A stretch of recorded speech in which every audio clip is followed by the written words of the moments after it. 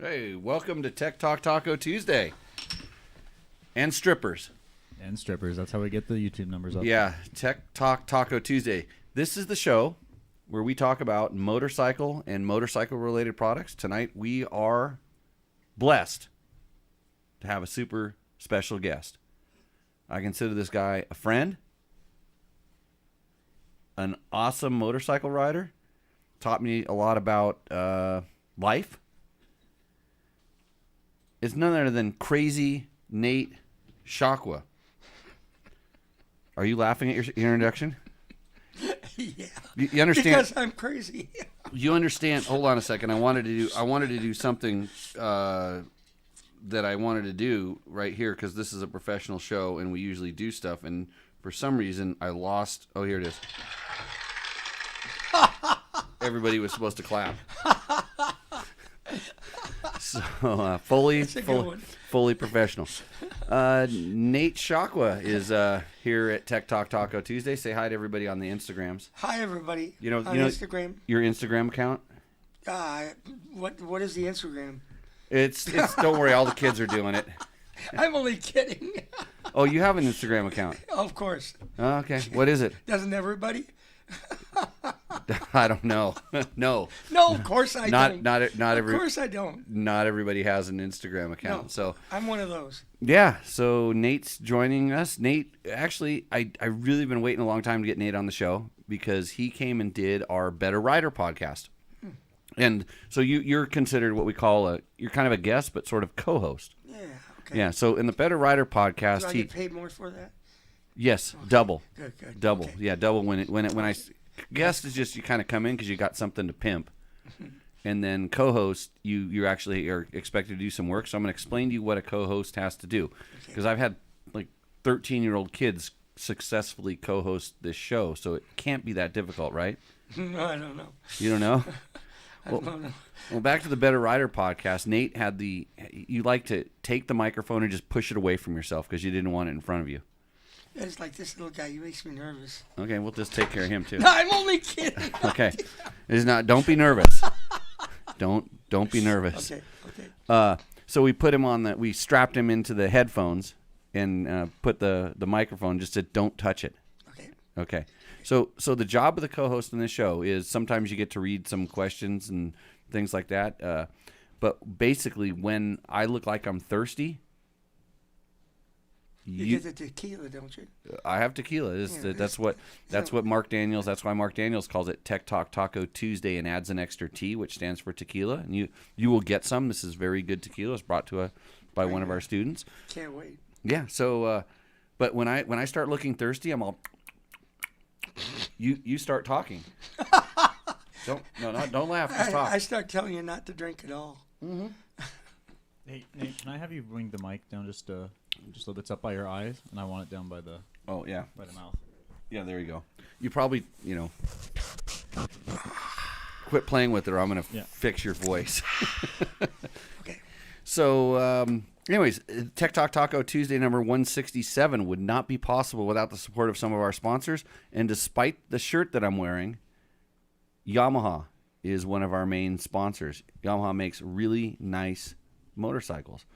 I like the Tenere now a lot. And nice. then Matt likes a YZ250FX a lot. And I know Trevor likes all of them. Yeah. A lot. Yeah. A lot, yeah. So they're good bikes. I like my TTR too. That's right. You have a TTR and also an XT. That's right. Yeah. So Nate's Blue Crew as well. He liked his Yamaha TTR so much he gave me back the CRF 250 I gave him. So Taco Moto. Taco Mike was on last week's show if you missed it. A lot of good information there, and because they sponsor the Rooster Endo segment, it got pretty serious, and everybody won, and I didn't like that. Everybody that submitted for Rooster Endo. So later on in the show, Nate, we get to look at these bikes, and you get to tell people whether they're bike roosts or endos. Good or bad. Okay. You can be really judgmental. I can do that. Yeah. So, and then the winner, the one that gives us the most enjoyment, however that works, I get a bonus. they get $100. Are you kidding me? No, I'm serious. Let's go. No, that's later. See, we're going to keep you awake, hopefully, for this. I thought I had to pay you to do this. No. Scott Sports is also another big sponsor of the show. So I need to get some more goggles. Actually, it's funny because I was playing with some props here in the studio, which are right behind me, my Scott goggles, and because my you know when your goggle strap starts getting fuzzy because you wear them so much. Yeah. I think most people know this. I don't really because I don't wear things that much, but I've just been so happy with the one pair of goggles, and it's been over a year now. So I was like, going, I need to talk to them. Climb, of course. Did I wear Climb today? Yesterday I did, all day long. You know, I found out yesterday, speaking of Trail Tech, another one of our great sponsors, we were running Voyager Pros. I was riding with my buddy, Andrew Short. And I can call him my buddy because on the Voyager Pro, there's something called buddy tracking. And so he let me join in his buddy league. So we're buddies for sure. It's proven.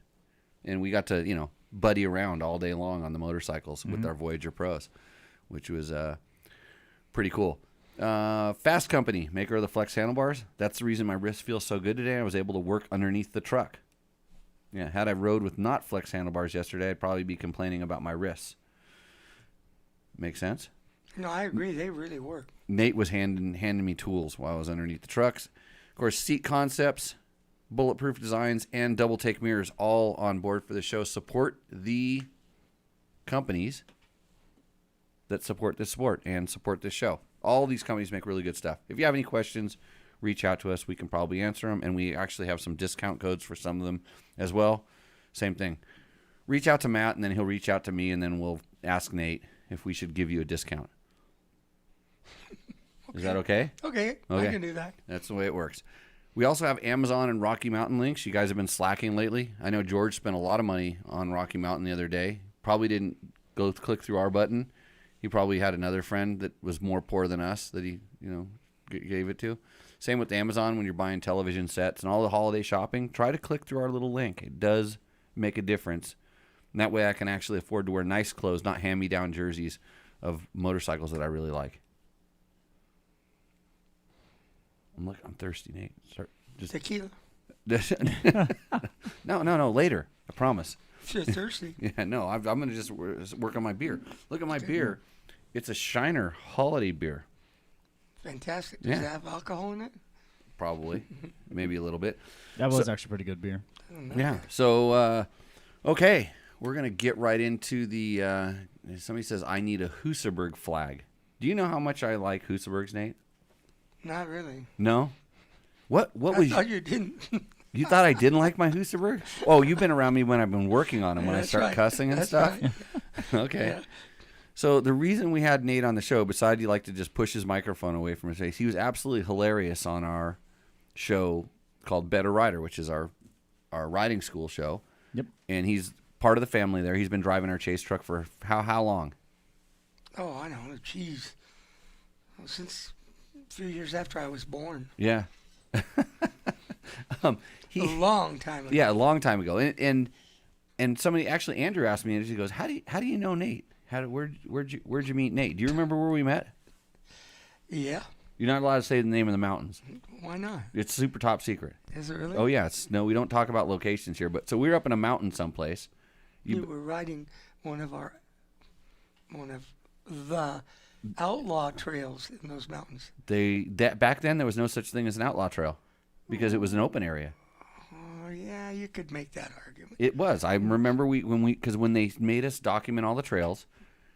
Yeah, that's true. That's true. When they made us document all the trails, Yeah. up until that one day, they actually switched the travel management plan to change it from open area to designated trails only, and Right. so we had to get our trails. So at that time, it was not an outlaw trail. After we gave them all of our trails, and they said those aren't real trails, then they became outlaw trails, even though they were real trails.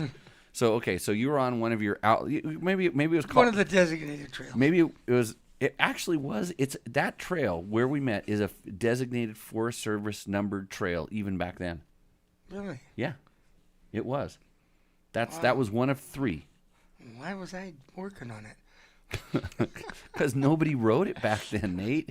It was a horrible trail, and the bushes grew on it, and there was a really bad hill climb. Remember, that's where I met you. That's right. At the top of the hill climb. Yeah.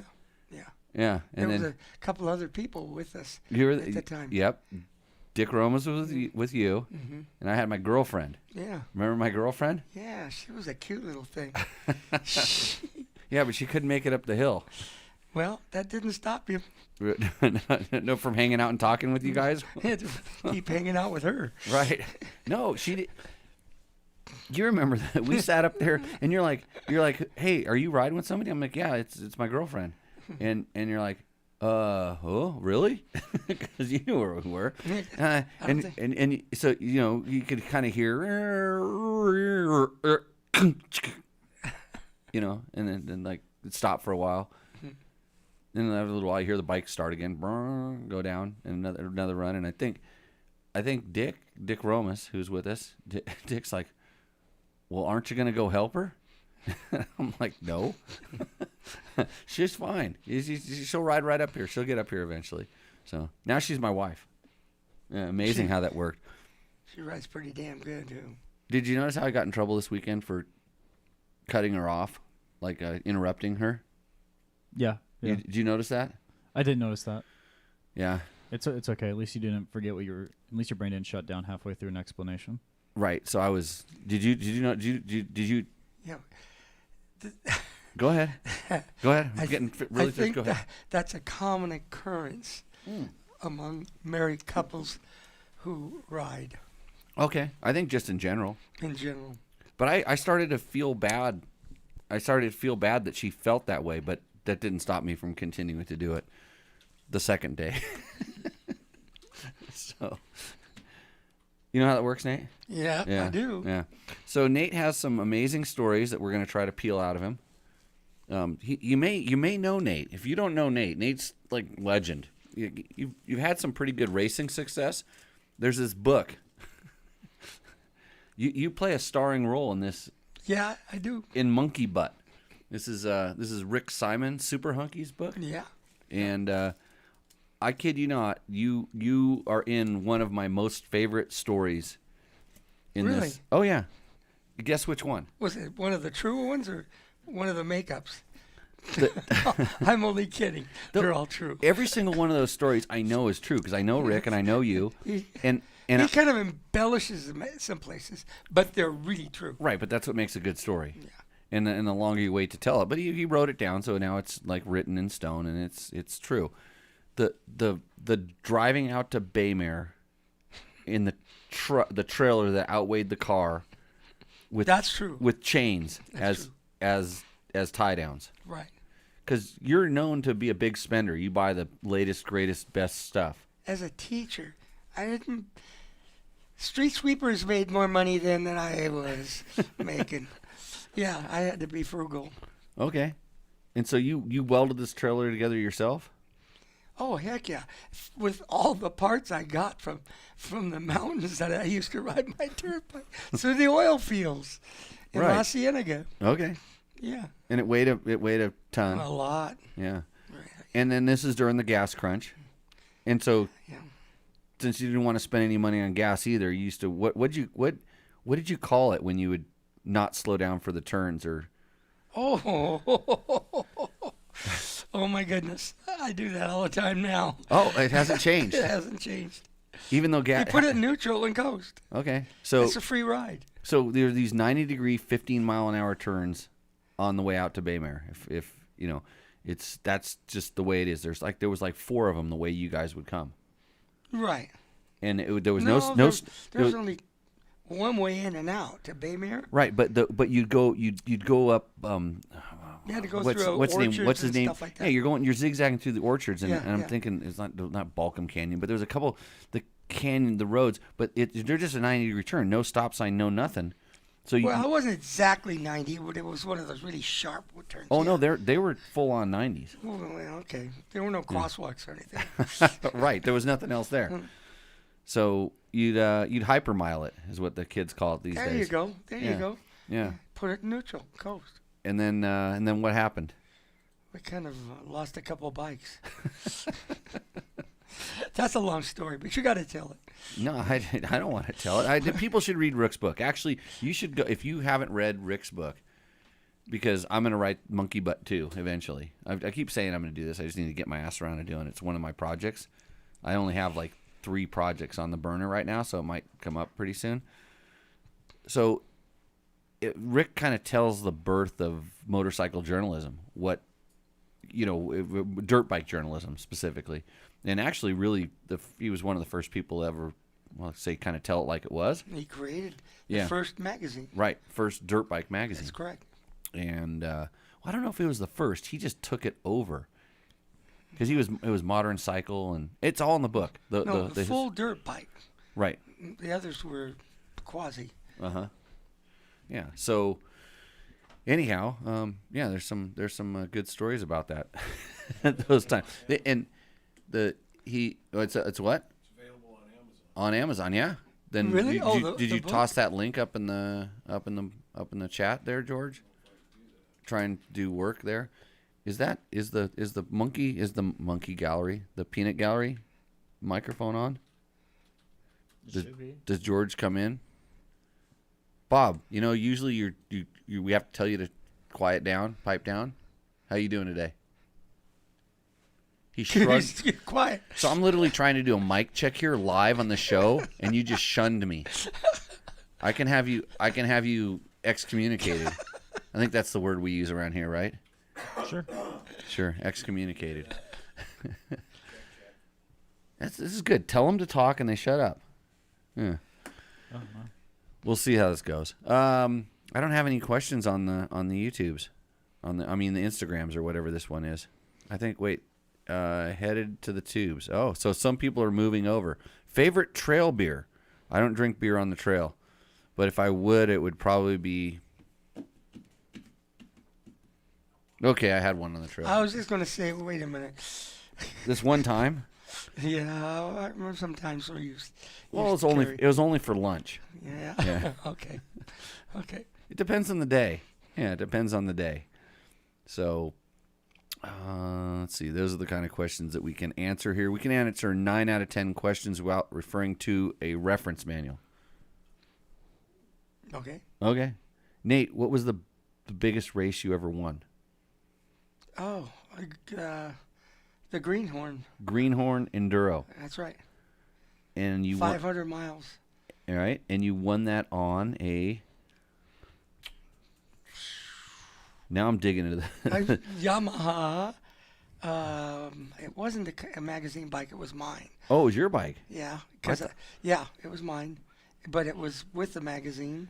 Yeah, you were riding with dirt bike at the time. It was for the magazine, but I wanted mine, and it broke, and I still won the race. Well, yeah, you didn't want to go ride But the guess second what? day. I really didn't win that race. The Dirt Diggers won that race. Right. Because I wouldn't have finished in any way if it weren't for them. Well, you wouldn't have started the second day. That's correct. Yeah, I slept through it. Even though you were winning. Should I tell you the whole story? Yeah. Okay. The bike was, the engine was falling out of the bike when I got to the halfway point, which was at Charlie's Wagon Wheel, I think. Yeah, Wagon Wheel. Yeah. Above Ridgecrest. Above Ridgecrest. The front of the frame had broken, and the engine was hanging, right? And the pipe was coming apart, and I pulled into the pits, and they're patting me on, Nate, you're winning it, you're winning this race, and I'm exhausted, and I looked down at the bike, and they said, oh God, you got to get this fixed right away. You got to start tomorrow, and I said, no, I don't. And they said, yeah, you got to go. I said, yeah, I don't think I'm going to make it. I laid down in the back of one of the guys' pickup trucks with all my clothes on and fell asleep. Woke up the next morning with somebody waking me up. Come on, Nate, you got to go. You got to go. I said, no, the bike's broke. No, it ain't. I look up, they got the bike completely prepped, had taken it to Ridgecrest, had it put back together and welded it, and stuck me on the bike and said, go, for the second day. I just went, I don't want to do this. They said, you got to go, you're winning. Well, this is. I jumped on the bike and won. this wasn't your specialty, these No, timekeeping enduros, right? No, Because I wasn't you were a I motocrosser was a motocrosser. and a little bit of desert racing. Yes, that's right. I rode really fast, And I was very skillful in the really bad shit, right? But I didn't really have to keep time. The Greener Enduro was like an ISDT qualifier, right? Okay. Just go as fast as you can to the next checkpoint, and maybe you'll be a couple minutes late, right? So you'll win. oh, so the speed averages were unattainable. Many of them, not Many all of of them. them, Now, but many of them. Did you The ones that were, I made, so that's what happened. I mean, they put my bike together so I could do it the next day. I wouldn't have done it. I mean, there was no way. and then you kept going. I kept going. Yeah. And I loved it. Yeah. And I didn't really know about that second half, that I was continue. I was making it. I was zeroing track checks and stuff. And I was thinking, wow, this is really cool. Yeah. 250 miles. And then I finished, and they said, you won. I was a motocrosser. Yeah. So Like I said, I wouldn't have done it without them. There's no right. way. Yeah, that's how important like in District 37 clubs are for a lot of riders. Absolutely. Without that club, I would have been nothing. Yeah, and then you went on to become president and treasurer and all the different things. Yeah. Now you're honorary. What's your position I now? don't know. Old hot shoe. Old I hot don't shoe. You got me in honor. We won. The field meet. We were a team in that field meet. Yes. We won that thing, Yes, didn't we? yeah, we did. took way more Yeah, trophies than anybody else.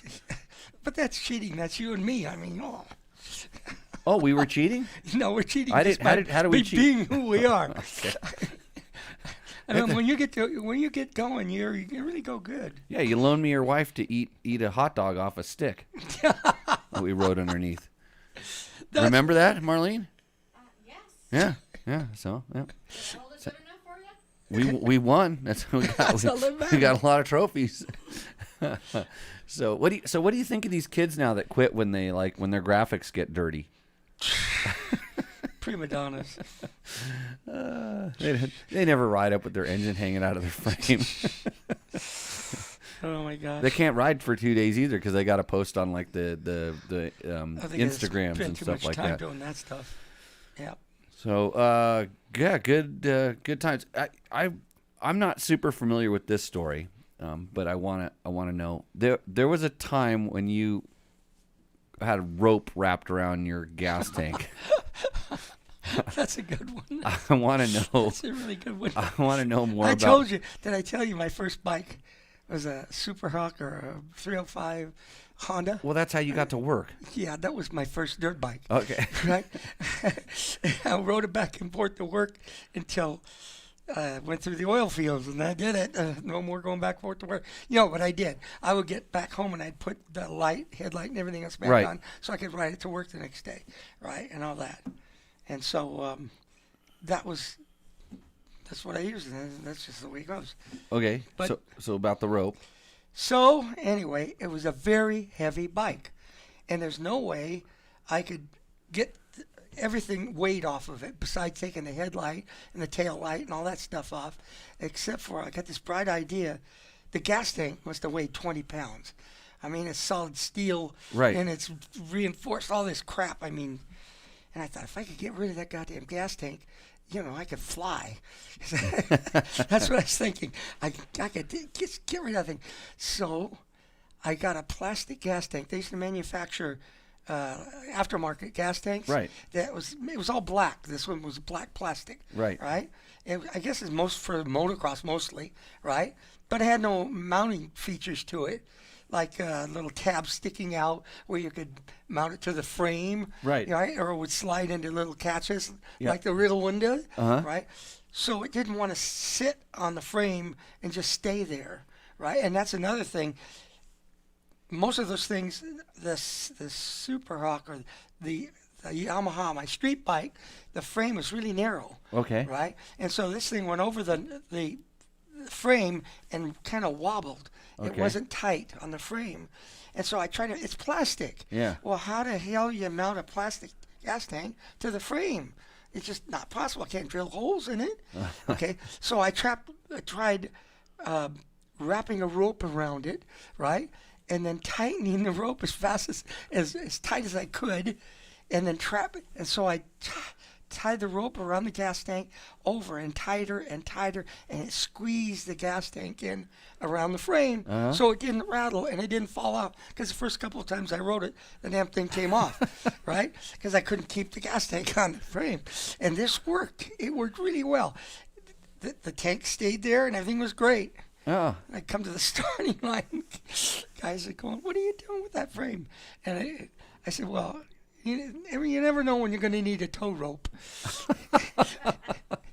And they go, "Oh, come on." I said, "Well, really, bikes break down all the time." Right. Yeah, that's what I use. Where are you going to put the tow rope?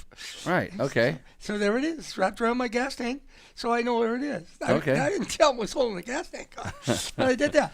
I remember the next couple of races, a couple guys had ropes wrapped around it. I said, also, that makes great traction for your legs, to grab the tank. Oh, yeah. When you stand up, you get really good traction. Wait, when you you're doing this shit, and you get feel of the bike. So the rope works for you. Okay, you said something strange. You said when you stand up? Yeah, well, that's something I never did. But if you ever did stand up, you could grab onto this. Well, even not even sitting. You use your legs, and so some of the guys went and did it. And they'd have ropes wrapped around their gas. So you're trendsetter. Yeah, I guess so.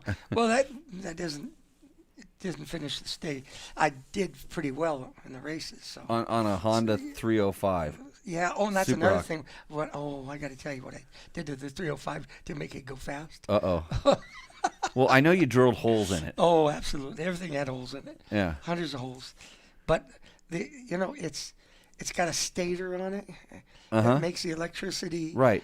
For the whole thing. And you got to have that stator. You know what the stator does? It's a generator. It drags engine power off the engine because it's magnets going around. Right. Right. And they don't want to turn.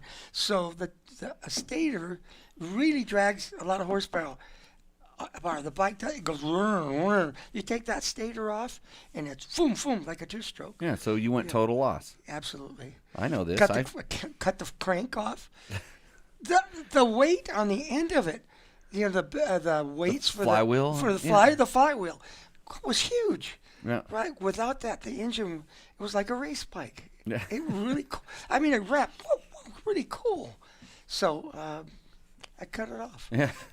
At this point, I have a battery that goes under the seat, a very small battery, just enough to make about 2 hours worth of electricity. Right. Right. And a little switch up on the crown, so I could turn it off immediately when I came to a stop.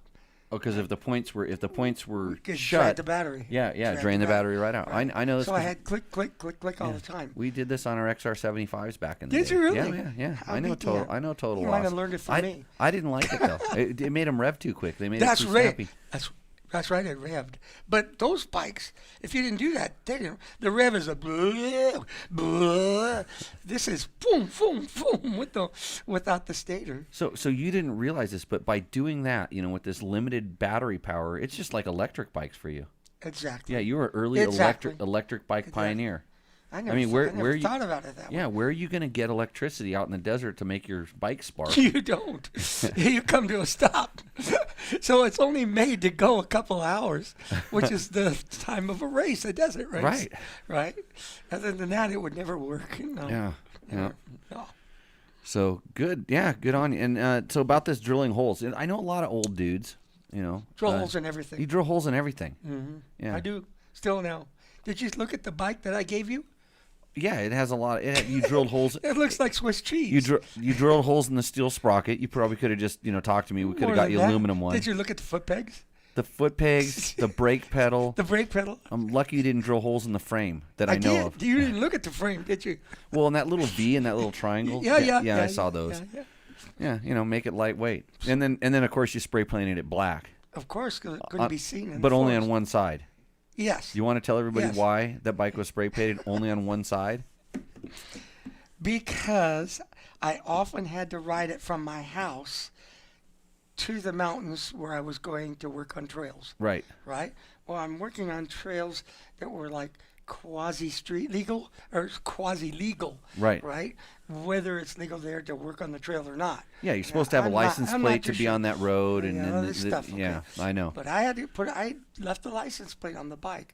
I kind of had to go down the highway to get to the trails, to the trailhead. So I would spray the entire bike on one side, all flat black, right? On one side of the bike. Right. Now you're going, what is it crazy? No, listen, it works. On one side of the bike, the side toward the curb. Right. The side toward the curb is sprayed flat black, everything. Okay. Right. So if you're standing on the curb looking at this thing, you're going to see a flat blur go. Black bike, yeah. Right, no shininess. Uh-huh. Handlebars, everything, you name it, right? The other side, I leave. It looks normal. Just pristine, right? Pristine. Why?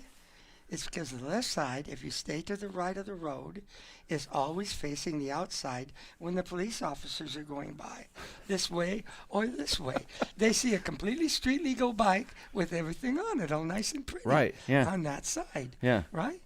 Then when I jump off on the trail and I'm working on a trail, Uh-huh. I make sure that side, the dark side, is out, leaning the bike up against the mountain or bushes or whatever. Right. So it's all Right? camouflaged. Completely camouflaged. Right. And so when the guys are driving by on the dirt roads with their binoculars, looking for evil little dirt bikers riding around, they'll never Renegade trail riders. they'll never see me. Okay. And they never did.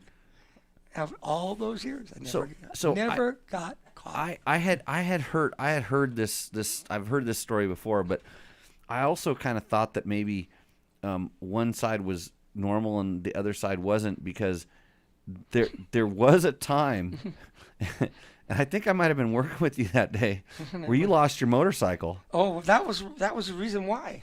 because when We you pushed it into the bushes, and we were going to have lunch or something, and we walked away because we were going to work on the bushes or whatever the Yeah, hell we worked up the trail. course.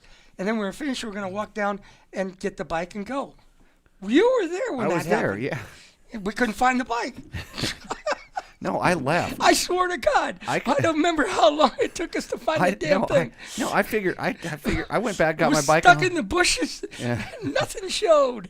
Yeah, I for sure I was there, and I figured, we all walked back to our bikes, hopped on my bike, and took off. And they were like, "Where's Nate?" I'm like, I don't know, where's Nate? I'm not sure. Went back up there, and you were crawling around in the bushes looking for your motorcycle. We all looked for the damn thing. But that wasn't that bike. That wasn't the CRF. I think that was your Yamaha. It was one of your TTRs. I think it was. That was camouflaged the whole. No, it wasn't the XR200. I don't remember. No, I think it was the TTR. And you'd camouflage both sides of that bike because you never rode that one. That was your street bike, but was your dirt bike. That was my working bike. My Your work working bike bike. was painted 2 different colors. Yeah, my work bike. The street bikes were all normal looking. Right. Yeah. So this was, and I remember. So I thought maybe that you left one half of it so you could see it. 'Cause No. If you were gonna be out where you wouldn't be seen, you could put the good side up so it's easier to find. No, I didn't want to find it. I didn't want the cops. You know why? Now, you really want to know why I did that? Mm-hmm. I would have never thought of this. But I was working on a trail one day with my Yamaha. I think it was a 465 YZ. Right. And bright yellow. I mean, it's like freaking this thing here, like Yeah. a neon sign. And I'm in the forest with Mm-hmm. this, right? It stands out like a light. Yeah, yeah. Right? Well, there's a road that I was going to tell you the name of the road, but yeah. I can't. Yeah. Right? There's a dirt road on the top of this mountain, and I'm working on a trail down down below it? the road, only about maybe 75 or 100 feet down below. I was working on the trail that parallel that road, right? Because we don't like riding on roads. Yeah. So I wanted to finish this trail so we could ride. And I parked my YZ, and I'm working on the trail. All of a sudden, I hear these people yelling, "Are you all right? Are you all right?" They had stopped their car on the road and saw my bike down there in the bushes. They thought you rode over the And cliff. they thought I crashed, right? And they're going, "Yeah, you're all right." I'm going, No, I'm fine. I got this to work to do. I'll be fine. Go ahead. That scared the hell out of me. Oh, yeah. I thought, oh my gosh, if they can see this, a Ranger, if that would have been a Ranger, I don't know what he would have probably hung me up by my huevos. Could have been. So anyway, that was it. Took the bike home and spray canned it. Spray canned it. Right. A YZ465. Just on one side. Oh. So, motocross. He's good at that, huh? Yeah, he's really good at that. To make you can destroy a microphone. I- No, No. bad my sounds. nose is running. I've got, I don't know. You don't even know what a podcast is. Pull Podcast. the mic away from the face just a little bit, so then Like that. Is that okay? Yeah, I think it's okay. we might need to turn it back up. Well, Yeah, so This you- electronic stuff is really not my thing. well, you're hard to deal with. That's okay. We've learned over the years. Yep. Yep. So, okay. DDC makes really good sprockets. Okay. They look like Swiss cheese already. You don't have to drill them. Oh, There's I don't nothing. have to There's drill them. There's nothing left to drill. You That's should. no fun. Those are the ones you need to see on a That's bike. no fun. DDC has been sponsoring the show since the beginning.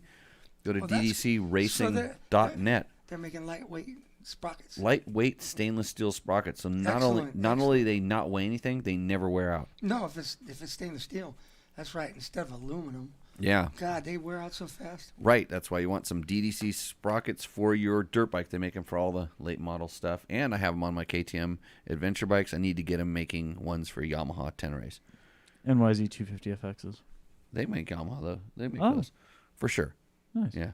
You need to look on the website, Matt. They're gonna do ddcracing.net. good. They're gonna do good. Yeah. Okay. What did you have any other stories you wanted to tell us?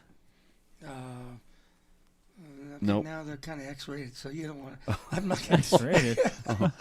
George is raising his hand over there. Just wondering what the gnarliest, you told the one about being by the road. What's like the describe the gnarliest trailer you cut in. Like, did you move boulders or blow anything up? Oh, George, wait. that would make a book. Yeah. Which one do you want me? Hey, We have time to kill. So, hey, Yeah. did you Okay. did you? Say where. That's We no, use- no, I no. can't tell did, you where, Did, no. did you blow anything up? That's I tried. That's a good one. I know. tried. Yeah. I got the Unibarney. Your dad could have given me the formula, but never got around to it. I couldn't get the formula right to mix the ammonium nitrate. ammonium nitrate with the diesel Yeah. fuel. Right. Diesel fuel. I mean, I tried and tried, but I could never get it right. It would fizzle. You light it. Well, how do they make a bomb that blows up a building and I can't make a goddamn thing fizzle? And 'Cause all, we and tried all it. you were trying to do was move a rock. A big rock. Big yeah, about bigger than, like this table, right? There's Yeah. no other way. You gotta blow the hell out of the way. Yeah. I couldn't do it. I couldn't do it because I could never get the formula right. But didn't you met Unibarney yeah. up in the Pike? Didn't he Yeah, get you yeah. some stuff? Well, yeah, but I can't. Allegedly? Allegedly. That's an alleged thing. It's possible. It's Well, possible. his name was Barney, and he had one eye. Yeah, I'm not kidding. This is a true story. And he evidently had some connections someplace. Mountain man. Yeah, he's a mountain man, and they were using it for kind of doing mining stuff or whatever. Well, they had. the miners knew how to. See, that's the point. The miners knew how to do that, but little dumb gringos like me, I got to learn it from somebody. And they said, just mix this part to that part, and I did it and made too much of this. It'd go pop, or it wouldn't do anything. The oil would light up and burn, and nothing happens. It just sits there and burns. Come on, blow up, nothing. We were good with rock bars though. Oh, that's We- it. we moved I have with- from the tanks from the Military. military. One of my tanks. Yeah, it's 6 feet. It's solid steel. We call it a tank bar. I don't know what you'd call it now. A rock bar. We- and I that's have what we call one them, at rock home, bars. and we use them. You can like Hercules. You could move a mountain if you have enough men and strength. That's what I was do saying. it. That's all. You pissed off all your friends because you tried to kill them making trails, Yes, and then they wouldn't go make trails with you anymore. So you had to resort to alternative methods. I used. Yeah. I got my best friends to help me do that stuff. Don't touch. Excuse me. Anyway, because the bike, the bar weighs like 40 pounds. Okay, hey, we're gonna can all the people on the Instagrams. There's a lot of people watching you, Nate. Look at that's what the kids do. Okay. So we're gonna send them. We're gonna send them to So bed, what am I or gonna you have can to do? switch over to our Facebook or our YouTube channel live right now, or you can listen to this on any of the podcasting platforms, or it gets reposted. From now on, I'm going to have to wear Yeah. a mask. Good. You mean a different mask? You want to wear a mask now? Yeah, so that they won't bug me. Okay, yeah, you're gonna be famous. I'll let when you let me know what your Instagram account is. I'll let Good you. luck. Yeah, Good luck. it's all the kids do it. You should do it. Okay, see you guys later. Bye. So we got rid of them. Now you start saying bad things about the Instagrammers. No. If you want, but No, don't. Okay. it's your show. You can do whatever you want. Don't they pay your bills? Oh yeah, they pay. No, not on this platform. It doesn't work. It's the Grinder one. That's you. Are you on Grinder, Nate? Oh, hell yeah. I grind my meat all the time. There's another one called OnlyFans. That I'm going to be the motorcycle guy on OnlyFans. I'm going to give motorcycle advice, and then people are going to pay me. That sounds great. Actually, remember how sounds great. we were talking? We're going to get back to the Rock Bar. Remember we were talking about this show, and you wanted to know how much you were going to get paid, and I said, oh, people can pay us. They can go to the front of the line by doing what's it called? Super chat on A YouTube. super chat on YouTube. And whatever super chat comes in tonight, it's going directly into Nate's gas tank on his car. Really? Yeah. Yeah. So you can super chat Nate all the way back to wherever he's driving to. Because, the wind isn't going to blow him home. Okay. Yeah. You don't have to go home, sail your car home. You can use some gas and, step on it a little bit. Okay. Okay, so back to the Rock Bar. Tell everybody how it's Rock Bar is just all about leverage. It's super. It's that big around and goes down to a chisel point on one end, right? A chisel point that is like, I don't know what it's made out of, but it doesn't. You can't even mark it. Oh yeah. And then the other end of it is round, it's just a round bar, right? So you can really grab onto it. And it weighs a lot. I don't know exactly. I would guess 40 maybe, 45 pounds. I was gonna guess maybe 30 like the one that you used to clamp onto your frame. That's it. Yeah. So what would you guess? 30. Okay, it weighs let's make it the big one. 35. The big- That's what okay. it feels like when you're toting it. What do you and write? when you're using it. You writing monkey butt now? Yeah. Okay, good. 35. There It you is. go. Okay. Now, what you do is you got to strap it to the bike.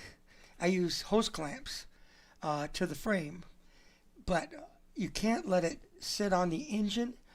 You know how the engine sticks out on that side, the stator, Right. all that stuff. You can't. Right? You can't because the aluminum and the vibration wear a hole in the case.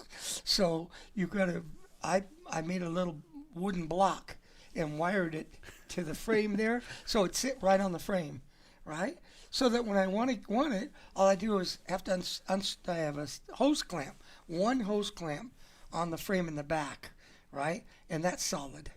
So, but it's got to be able to move because whether you believe it or not, the frame on a motorcycle does flex. Oh no, I know. And so, I mean, you think you can put this bar on there and just clamp it. Yeah, you can do that. But when you get home, you're going to have a big groove in the aluminum that it's been sliding against. So I put a piece of wood attached to that place where it's going to sit right above the stator in the front. Yep. Right? And it's just hose clamped there. Kind of runs underneath your leg and hangs out the back. And you don't even know it's there. You don't even feel it. You couldn't feel 35 pounds, and you spend even- hours drilling holes. Well, that's why your I can, foot peg that's and why brake it pedal. works, because I take the weight off of that, so I can put it on this. Okay. That's what works. No, we moved some big ass rocks with those things.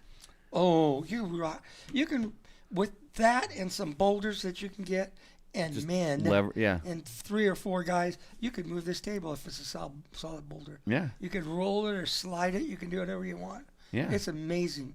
That's what they're made for. And for the tanks, they can pick up the tracks. lever We it can do and- everything, and they're indestructible. You can't bend it. You can't. bend Do you still have that tank? That your I tank bar? I You use still it have at yours? home. You didn't lose it up in the mountains, Heck no. like your chainsaw. I got it back. My chainsaw. In parts. Well, no, it got burnt. Oh well, it This eventually forest got fire. burnt. The forest fire burnt, and then they found it in the woods. Well, I was talking about the one that the bear ate. That's the one that the bear got. Oh. And it disappeared. Right? Goddamn bear stole that damn thing. We looked all over for it. Yeah. And then after it burnt to a crisp, the whole there place, it was, there's about chains. 100 feet down, little piece of metal down there, and the ranger goes down and finds the damn thing and brings it up to my son's place and said, "Is this yours? And do you know anybody that?" And my lost son one of goes, these? "Well, I don't know what you're talking about." And he's got it mounted on a piece of stick. Oh. Ooh, I know, I just bumped it. Yeah. Can you fix it? Pull a I'm little sorry. farther away there. There we Too go. animated. You got to tie me down there. So, Might have anyway, to. Anyway, Oh, hey, speaking of that, how about some tequila, Nate? that'll help tie me down. Tie you over, No, right? you're not supposed to do that on the air. Oh, yeah, we are. You are? This show's not made for kids. We have to click a button every time Really? and say it's I don't wanna not made for kids. I don't want to influence anybody. Well, speaking of that, you were a school teacher for a long time. Yeah. Yep. And, like, What did I teach? Not much. Not much. I was going to say history. Photography? That was just photography. Oh, photography. Yeah. I was a chairman of the art department also. Hey, It was everything: sculpture, hey Nate, didn't painting, drawing. We even did sets for our stage productions. Find it So- interesting you get those worthless degrees back then. The what? Worthless degrees back then too. Oh, the worthless Yeah, degrees? yeah. Mine was pretty much worthless. Hey Nate, didn't you used to take field trips? Oh, I forget. Yeah, that was the best part. You know, I still have that bus. I still have it. It's in Oh, my the backyard. bus. Here we the go. bus. But didn't you take when you were a photography teacher? Yes, I did. Wasn't there was Yes, I did. there were some field trips to a motocross track? Absolutely. I went racing. Yeah. With And took the with students? because I was racing every weekend, and I bought this bus. It was for my family. I was going to go everywhere with my family, so I stripped out the insides of it completely, and we just had seats where we were going to, folding seats and stuff. And so it was all stripped out. But before I did the stripping of the seats, I had a photography club because I was a photography teacher. And the kids that submitted photos that were really good and really did good work and they were good kids, I invited everyone actually. But only the good kids came. The gang kids, well, they didn't want to come because they had to give me their weapons when they entered the door, and I'd lock them in the glove compartment. And when I got back to school, they could take their weapons and go home. But mostly they get embarrassed by that, so I didn't get many of those. But anyway, I would go pick up the kids. I picked them up at school. They'd have to have a parent approval form. Sign the release, yep. Signed release with them at a certain time on a Saturday morning. And go pick them up, and then drop them off on a Saturday night. And I took groups of usually 10 or 12 kids that would want to do that. That were that was just so much fun. I loved it. And so you took them out there, and I took they them got to the races. they got to do action and they photography. Had to do action photography, and I taught them how to look for the moment where it's the most exciting, the one that really shows what's going on. And they learned all that. They learned the background, what helps the foreground, and how to choose your backgrounds. A whole bit. all photography. all the stuff the is kids very do with their phones complicated. now. Yeah, well, you can do that with your phone too. It's No, you nice. just push a button in front of. Usually, you're standing in front of a mirror, and you point the camera at the mirror, and you take a picture of yourself. And even though it comes out backwards, I guess that's cool. Yeah, but you gotta. What's behind you? That's part of the deal, right? Foreground, background. What's behind you? What's above you? Is that coming into the picture? And does it help the picture or does it ruin it? Right? That's all part of photography. Even with that silly little thing. What do you call it? It's called a phone. It's called a Okay. smartphone. Anyway, like that. Yeah, Even with that, yeah. you can take crappy pictures or good pictures. And they are So using. so the Nate, photographers are using them. we're having Ariete tequila. Be careful. This stuff is strong. What proof? 100? 101. Oh, that's awesome. Yeah, this is I'm gonna have to brush my teeth. This is full boost. Tequila is given to us by one of our students. It's actually a reposado, and it's What does that it's mean? clear. It means that it's aged for like 2 to 4 years or something. Man, that's hot. It's burning my lips. But it's smooth when it goes down. So I don't if know you're about if you're that. yeah if you're It's looking, good. I don't think you can get this in the United States. I think this was it's pretty good. I can understand that. Want to try some, Matt? I'll try a little bit, but Yeah, and then the show will get worse. Man, that's nice. All of a sudden, the buttons will start getting pushed. Yeah, so careful with that. Thank you. Nate, another thing that you're well known for in the motorcycle world is your maintenance schedules. What's that? That's when you do things like clean your air filter and change the oil. I know you're a real stickler like for this because we get a lot of questions all the time about Why do you do that? You The- change the oil? right. Why? Well, maybe your bike went upside down and it all spilled out. You might check it, to see if it's there and add oil to it. I did that once in a while. Right, but not. When I changed the tires, I would check. You check the oil. Yeah, sometimes maybe. I'm pretty sure that the bike that we gave you, which has thousands of hours on it, Yeah. had most of the same oil in it when we gave it to you. Yeah, but yeah, Still runs. probably. Barely, but it Why still ruin runs. it? Right. I know you put good oil in it. Why would I ruin it? So if you have good oil, you should go. Hey, you got $10 for gas, ass, or grass. That was Says- what we did in the bus. Thanks, Joshua Arnie, Yeah, for the $10. That's on the way in. but not when there was kids there. No. No, yeah, okay. No. Got it. That was either their parents or other people. This was the 1970s, right? Yeah. 1970s. Little things were different. Little different times. Yeah, Cheech and Chong were great.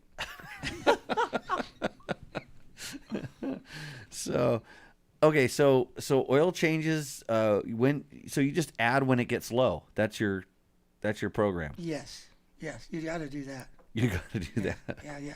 Yeah. When should someone change the oil? I really don't know. You change it when you're going to maintenance a bike, like you have to take it apart. Uh-huh. If you have to take the covers off or side covers and Oh. stuff, then you're gonna have to put new oil in it, right? So you just let that dribble out, Uh-huh. and you put it back together. You put new oil in it. New oil. Then you put new oil in. Of course, Okay. that happens a couple of times every year. Like new oil from like out of a bottle that you bought at a store? No, or- mostly or- I got a lot of it from you. I know. I'd give you... Because you've changed oil all the time. I don't know what the heck's the matter with you. You got. Every time you turn around, he's changing the oil. So by the new oil hasn't even got a chance to cool off. by new oil, you mean oil that's new to you. Yeah, it works great. It works great. Yeah. I would You say know how that much money I saved doing that? I do. Not much, but It it's was a lot. It was a lot. it's a lot. Yeah. Well, you got to understand. Once I got hooked up with the magazine, I wasn't. Most of those bikes weren't mine. You know, I quit riding my own bike.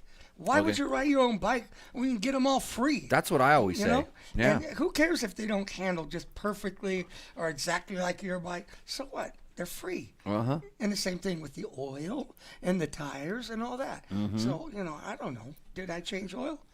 And then you got used to it.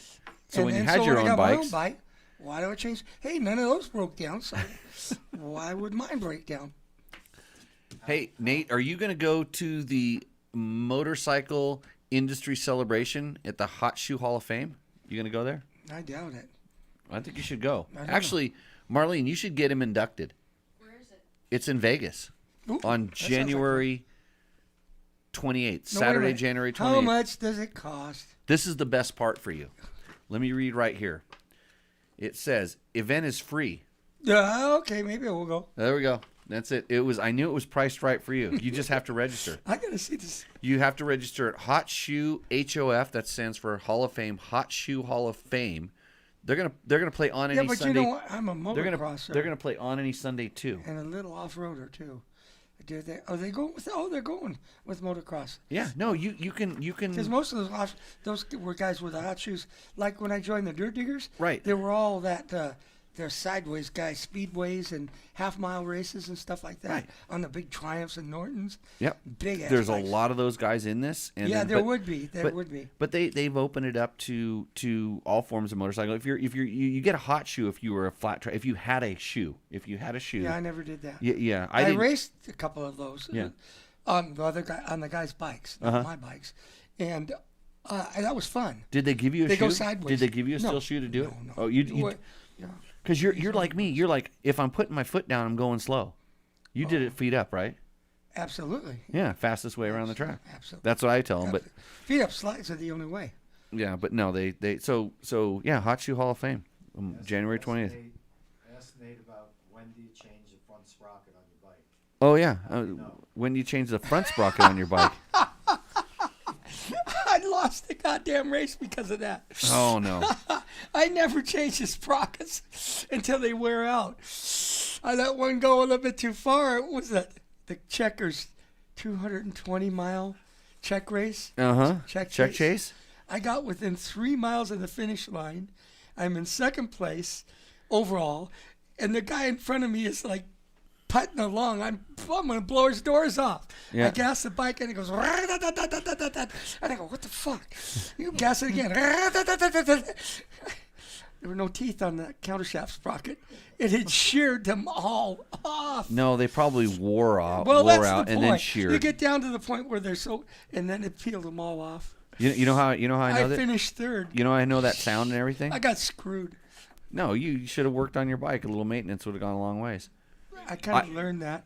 Next time I raced, I checked the front sprocket. Yeah, I know that sound because I was actually riding from my place over there to here, across the desert. I was on a Husaberg 570, and it sheared all the teeth off the front countershaft sprocket. In fact, you know what? At the other house over there, you ever see that little sprockets laying around that's all round? Yes. That one Yes, that's I've sitting seen on the thing. That's why mine looked at when I the check. It had 2 or 3 teeth for a little while Mine had none. because it would jump a little bit, and then I was just in a sand wash, and I just rolled it on a little too much, which is easy to do on a Husaberg 570. Oh, for sure. Do you know how powerful those bikes are, Nate? Oh yeah, they're brutal. They're brutal. You know how Absolutely brutal. do you? I don't really like to brag about how much power the thing makes, but you know how you and you know this now. You go riding around the desert. There's lots of hoop-de-doos, way more than when you raced. Because they're all hoops now. Right. Everything's hoops. Well, you know I've ridden all over the desert, Absolutely. and I've ridden a lot of Husaberg miles. Probably, yeah. So most people think it's from the bikes, the tires landing, and then it kind of kicks the dirt up, and it pushes the high spot, and it kicks the dirt out, and that's what makes the hoops. Oh, probably, yeah. I'm guessing at it. Okay. Who knows? You got the? I have the answer. I have the answer. What is it? So you know how like if you have like a carpet that's loose on the floor and you run and jump on it and it stops and it wrinkles up, it makes makes bumps. a hoop. So it's like the earth. The earth is like getting Oh, warped. so you're saying? Well, yeah. so when I was riding my Husaberg 570, I get on the gas. Yes. And it actually it squishes the earth behind the motorcycle. That's right. And that's why there's a lot of hoop-de-doos out in the course, desert now. Of course. Yeah. Exactly. I knew you'd buy into that. Hell yeah. It's logical as hell. Most people don't. Most people don't do it. But the one question that I do have a hard time answering is like, well, wouldn't it be stretching the stuff in front of you? And I No, go, that is if you're braking. Yeah. well, no, that's so light. But it you're doesn't- not it- braking. No, I'm always on the gas. Nobody's braking. Yeah, Right. brakes just slow you down. Why do they put brakes on bikes? To slow you down, I guess. I don't know. The rear brake for sure just slows you down. You don't want to use that thing. It makes it not George very often. Justice has a question, even though he's sitting in the room. Did you change the chain and rear sprocket or just the counter shaft after that race? Oh, we got a mid-sip. Yeah. Let's not. You know, the best part is that I'll bet you that went in his nose. Did it? Why would it do a stupid thing like that when the front one's dead? The back one's probably just fine. Yeah. Oh, you guys are crazy. Yeah. Uh-oh. Somebody says this thing is last year's. It has last year's date. Uh-oh. I don't know. This is the flyer I was Probably given. not enough old guys like me showed up. So they're not They going to do just it again. reuse the flyer? There's no money in it. Yeah. Not. They don't. Yeah. Actually, it's that kind of thing. It's I really guess somebody's not going my to have to thing. look at the calendar and figure this stuff out because I don't know the dates. It's really not my thing, you know. How long did it take you to get me to come here? I mean, think about it. Oh, well, but we said there Did I was. keep making excuses? But we said there was free food too. That's kind of what did it. I know. Otherwise, forget it. I wasn't getting paid. Maybe I get to eat. Okay. Yeah.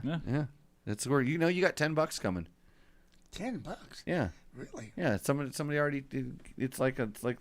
Hey, they're- thanks, buddy. Whoever you are. It was Joshua. Yeah, Joshua. Thanks, Joshua. Really Josh, appreciate that. thanks. I I'll wish put you on if- my Christmas list. Thanks, buddy. He's gonna give you all the metal shavings from the things he drilled out on his Oh. his bike.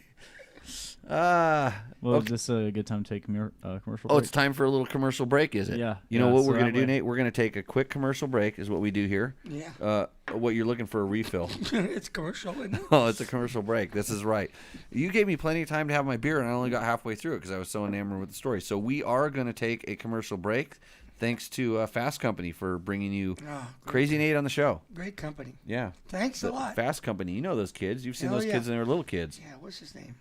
Lance. Lance's kid. No, that's his kid. Yeah. What's his kid's name? I That's, forgot. I know. Oh, you forgot something. Yeah, probably too much of this.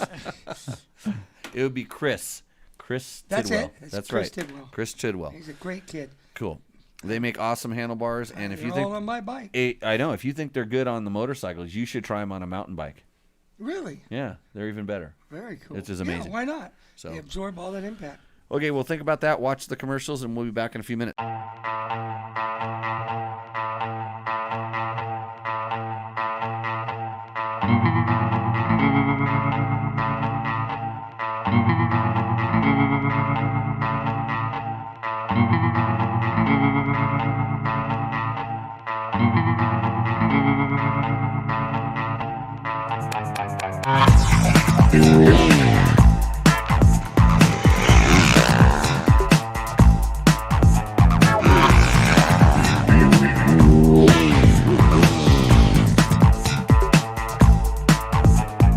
Living in the back room, sneaking through the back door.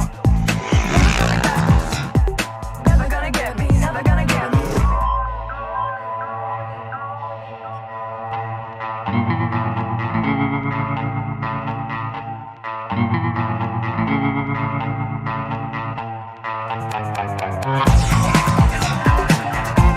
Living in the back room, sneaking through the back door.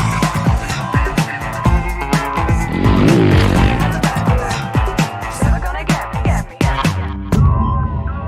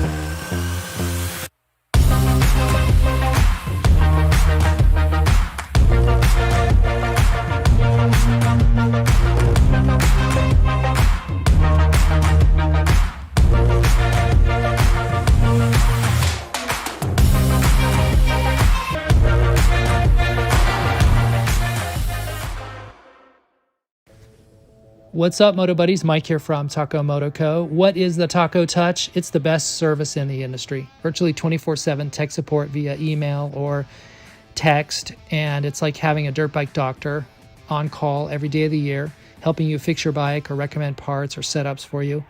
If you've ever received an order from us, you know that the Taco Touch extends to our fulfillment, and our orders come with the coolest stickers that you've ever had, buying parts from anybody before, and a handful of root beer barrel candies.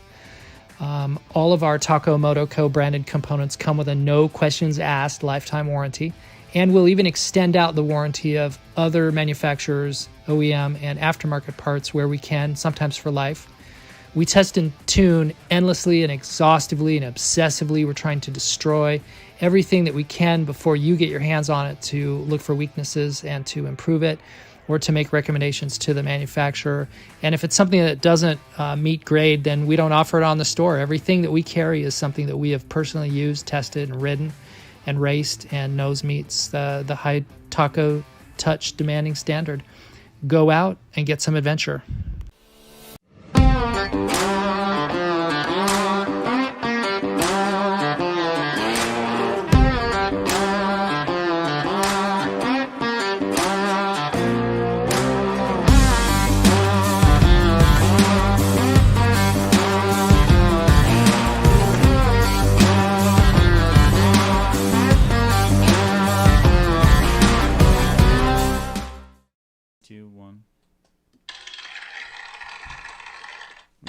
back, Nate.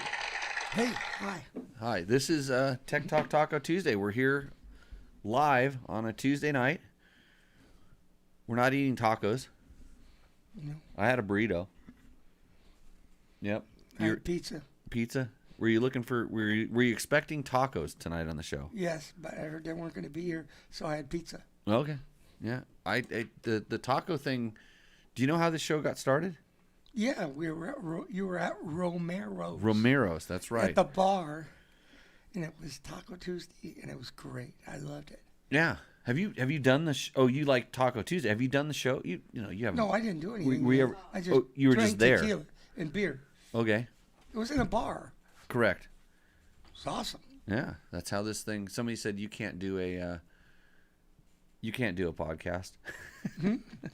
That's how we got started.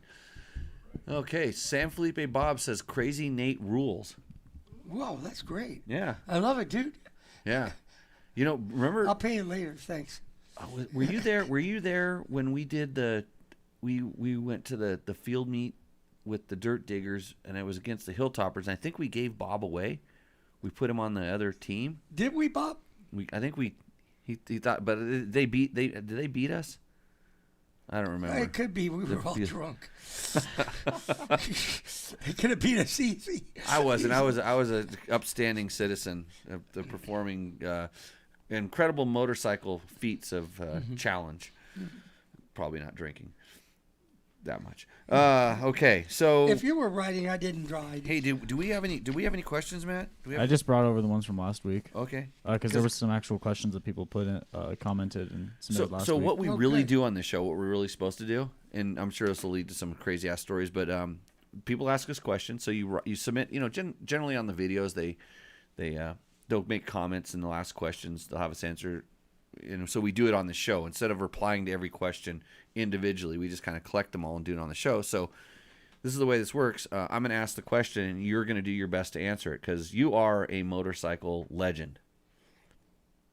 If you say so. Okay, so that qualifies you to answer it. So Seth Waterfall says, question about carrying extra fuel. Oh, you should know this. I've done that.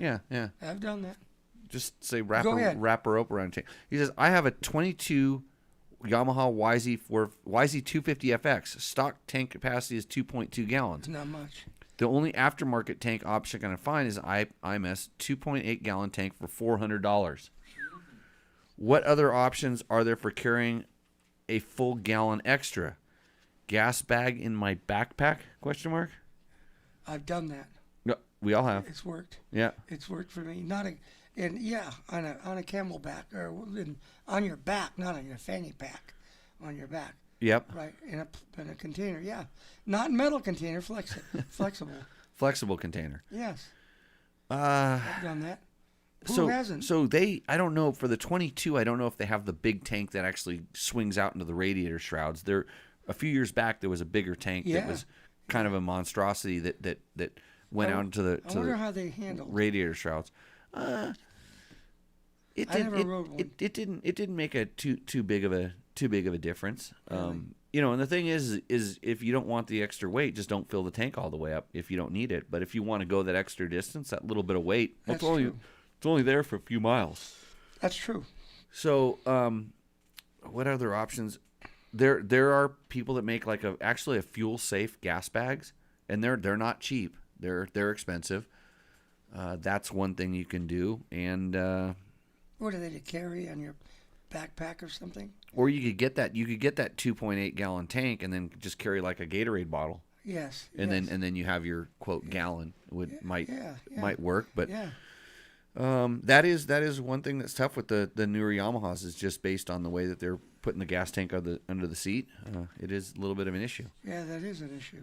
So Colin Beck says, I thought you were going to come up with something better. I thought you were going to tell him, why don't you just another gas tank on top of it?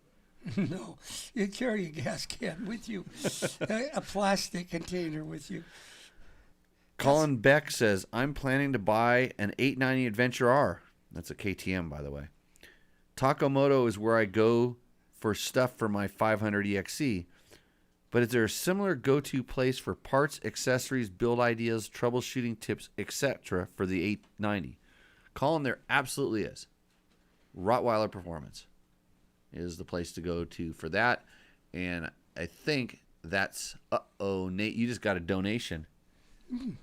You got 20 more bucks in your gas tank. Oh my God. I'm going to be able Dave- to buy Christmas presents. Dave, no. Oh, because you don't have to put it. Because I don't have any money for them. You told me you were going to sail home. Is what that you said. right? You told me you were going to put a wing No. on your car and get blown all the way home. And I told you that the winds typically go the other direction. No, You I thought I was going to, I told you I'm going to fly home. fly home. Yeah. Right. With So, the hate of hey, thanks, tequila. Dave. Yeah. With the hate of some Yeah, tequila. Dave's been to the school before. Really? Yeah, he's been out here. He knows What's who this you are. guy's name? Dave Black. Dave Black. Yeah.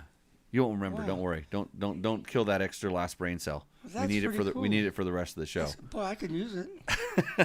I could use the brains too. So Rottweiler Performance. That's your go-to for all the KTM adventure stuff for sure. Chris has been on the show. We have an episode, Really? couple episodes. We've done a live show there, and then Matt needs to immediately tomorrow hit them up for some of the big advertising bucks to help keep this thing going. Right? Yep. Okay, that's taken in care the of. toilet. I finished that project. Okay, Will Ryan wants to know benefits and cons of air shocks versus traditional forks and rear bladder. What? Oh my gosh. Benefits of air shocks and traditional forks and rear bladder. So there's a lot of air forks now. KTM, all their SX and XC bikes have air forks. There was for a while, all the Japanese motocross bikes were air forks. They've gone back to springs now. And then air shocks were kind of coming around as in a prototype phase. And I don't know, I don't know if anybody's doing a rear air shock. I know BMW did for a while with the HP2, and I'm 100% fully responsible for that being on that bike. You can blame me if you didn't like it. I thought it was really good. What was that? Harley does it. Harley does it? Oh, so Harley Davidson's have it, so it's the best. Yeah. So benefits. Benefits is lightweight, very progressive action. You probably raced with air shocks at some point, didn't you? I kind of remember something like that with a magazine. Yep. I never Fox- bought, I never Fox bought used a pair, but I think they put them on the bike. Yeah, Fox We used to make tested 'em. kit, air shocks, and I know this because I had this old RM370, which was a horrible motorcycle, and a guy knew I had it, and he goes, "I have work suspension for that." And it was a Fox kit that went in the forks, and it was Fox air shocks in the back. And I think I did like a day in the dirt race with those things or something on that bike. But yeah, it didn't matter what suspension you put on it. The power band was at least that long. Oh, jeez. So, so benefits of air is lightweight, very progressive action and stuff. The cons are there were tons of durability issues with them. Really? Oh yeah, just seals and Just somehow leak. They were it's just like your tires. You kind of have to check the pressure every once in a while, which most people don't want to do. They don't have to do it with their spring forks. That sounds easy, though. It felt a lot different for most riders, and then they got raked over the coals in the media before they were really given a chance to do what they were capable of doing, and they got a bad perception. So I don't think they went as far as they could have, and it's just like stuff that actually kind of may actually work. It doesn't ever really get a chance, but I think the KTM front suspension that's still doing it is actually not too bad. So not as good as the Yamahas though. The Yamaha forks are always really good. Blue Crew. Not sponsored, but sponsored. That's a sponsored thing, but it's a true statement. Yeah. Everybody was always shooting for the Yamaha forks, and they were spring forks, and when everybody went to air, the Yamaha forks were they went from being really good to the best just because they were spring forks, but they were also really good. Mm-hmm. And so now what they're trying to do is they're trying to make spring forks or air forks work like those spring forks, and it's difficult. So But they were lighter, right? they're definitely lighter. Yeah, I mean, think about it. What's lighter than air? You like drilling holes and shit. That's right. That's right. Eric Hermstead says, Jimmy, I'm thinking of using an air vest or a neck brace. I ride mostly dual sport stuff, single track, no racing. There are so many different air vests and neck braces on the market, I have no idea which one to get, but I'm liking the Alpine Stars Tech Air Off-Road. They're about $800. I also realize should get some off-road training so I don't crash, but sometimes it happens. I like the part about the training. Yeah. The air vests. So I don't personally have any experience with wearing one. I know a lot of people who've worn the air vests and had them deploy are very positive about them. Like really say that they work, and a lot of these guys are rally guys, and I kind of trust their opinions, and it seems like it makes sense. I know that the Alpine Stars one seems like it's the most advanced, and they've done the most testing. That's the one all the Dakar guys are wearing, and they're constantly evolving the technology that makes it fire off, so it knows when you're crashing. I know Climb has something, but I think it's more on the road side currently. I'm not familiar with any other ones that familiar. That being said, I've never tested or used it myself, so I can't really offer a personal opinion. But and I do have an opinion on the neck braces, and I don't wear one. And people say why, and all this other stuff. I was one of the very first people to ever wear one, and it was explained to me how it worked and what it needed to do and the way it was positioned and stuff. And the way that I ride, I shrug my shoulders when I ride. They call it low boy style. You know that? You know how you sit down on the back of the seat and just get over it and gas it? Mm-hmm. Well, I don't do that. I scrunch up. I'm forward, but I scrunch up. And so if I have a neck brace on, it lifts my helmet up, which moves my goggles off my face. Then I can't see. So a neck brace distracts me. And most of my understanding is that they're really good at preventing secondary injury. In other words, it's not going to stop you from breaking your neck. It's going to limit the amount of damage that's done when you're tumbling or rolling or whatever afterwards. So it's like having the neck collar put on you after you have an injury. It's like it's already there, kind of a thing. So anyways, it's like anything, weigh your options. It's transferring load to other places. It's doing different things. And I kind of was like, kind of happy. I mean, it's risky to begin with, so I don't like to. If you thought you were going to crash, would you get on the motorcycle? Yeah, because it wouldn't bother me really that much. I crash all the time. God, if I worried about crashing, I would never get on a damn motorcycle. Yeah. You're on a motorcycle, you're going to crash. Well, you're going to crash, but if you thought if you're walking up to a motorcycle and you go, I'm going to have a big one today. No, I never did that. I know, but just say if you did. Then I wouldn't be riding. I wouldn't get on it. That's what most people are like that. They're afraid of their own shadows. They're afraid, if I get on this bike, I'm going to get hurt. So a lot of people ask me about protective equipment, and they're like, because I wear my boots and my helmet and stuff, my knee pads. I'm mostly knee pads guy, but I'm not big on, because I'm not racing. But if I race, I wear a chest protector. If I'm on the motocross track, I wear a chest protector. It's like kind of depending on what I'm going to do, because there's different levels of when things could go right or wrong. But I hear people go, I'm dressing for the crash, and I go, why are you riding if you're going to crash? Yeah. It's just a different mentality. I don't want to like, and I watch some of these people that are just so layered up that it's inhibiting their movement. It's like they're so protected that they can't maneuver. Absolutely right. And so I kind of read Eric. I read a little bit of this into the question, to some extent, but especially for dual sport and off road, when it's no racing, you're kind of then you're at this level where you're pushing, and likelihood of crashing kind of goes up. I would say quite a bit. But when you're trail riding, you didn't, we all had them. Remember that time? You crash, but it's not going to be as hard usually. Yeah. Yeah. I was going to say, remember that time you knocked your eyeball loose and I jumped over your head? You crashed. No, I don't. You crashed in the ditch. There was a road, and it had like a washout. Yes. And I was riding behind you. Yes. And you rode down into it and crashed into the other side. Yeah. It was the time you detached your retina. Oh, that was. And I jumped over. Well, Heather was with Heather us. was with us. Yeah, yeah. Yes. Yeah. I did. I lost vision in my one eye. Yeah, well, you crashed into a ditch. Yes. Pretty good, and I was right behind you, and it was like nothing I could do, but It was a detached retina, by the way. Yeah, but jumped over the ditch. Yeah, Yep. or jumped right over you when Yep. you're. But you didn't Yep. think Yep. you got up and you said there was nothing wrong. No, I had no vision, but you don't have to see as long as you got one eye. To what?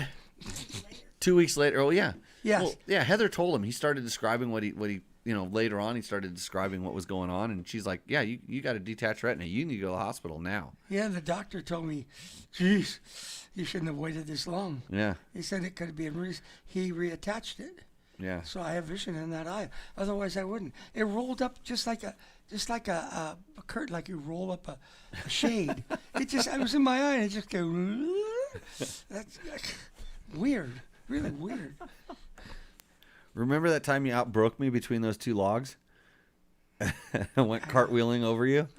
Oh yes, you jumped over me. No, I didn't jump. I jumped Well, over you you that crashed time. over No, I me. crashed over You you the next crashed time. over Well, I me. didn't want to kill you. Yeah. Well, thank you. Yeah. I enjoy life. I probably had a 30-mile-an-hour approach speed on you as we there was some logs down on the road, and I'm pretty sure I could slide them down. I hate it. You And you slowed down right where, and I couldn't exit out, so I had to clip the log. At least I didn't kill you. We survived. Yeah. So on Tech Talk Taco Tuesday, number 165, Titus Tetas. Abrams. That's says, the guy's name, Titus. Yeah, Titus. You know Yeah. what Tetas are? I know what Titus are. Yeah. Okay. Never mind. Go on. You know what a titty tail is? No. No, it's a thing that Taco Moto sells. Titty tails. A titty tail, yeah. You're It's just getting into one.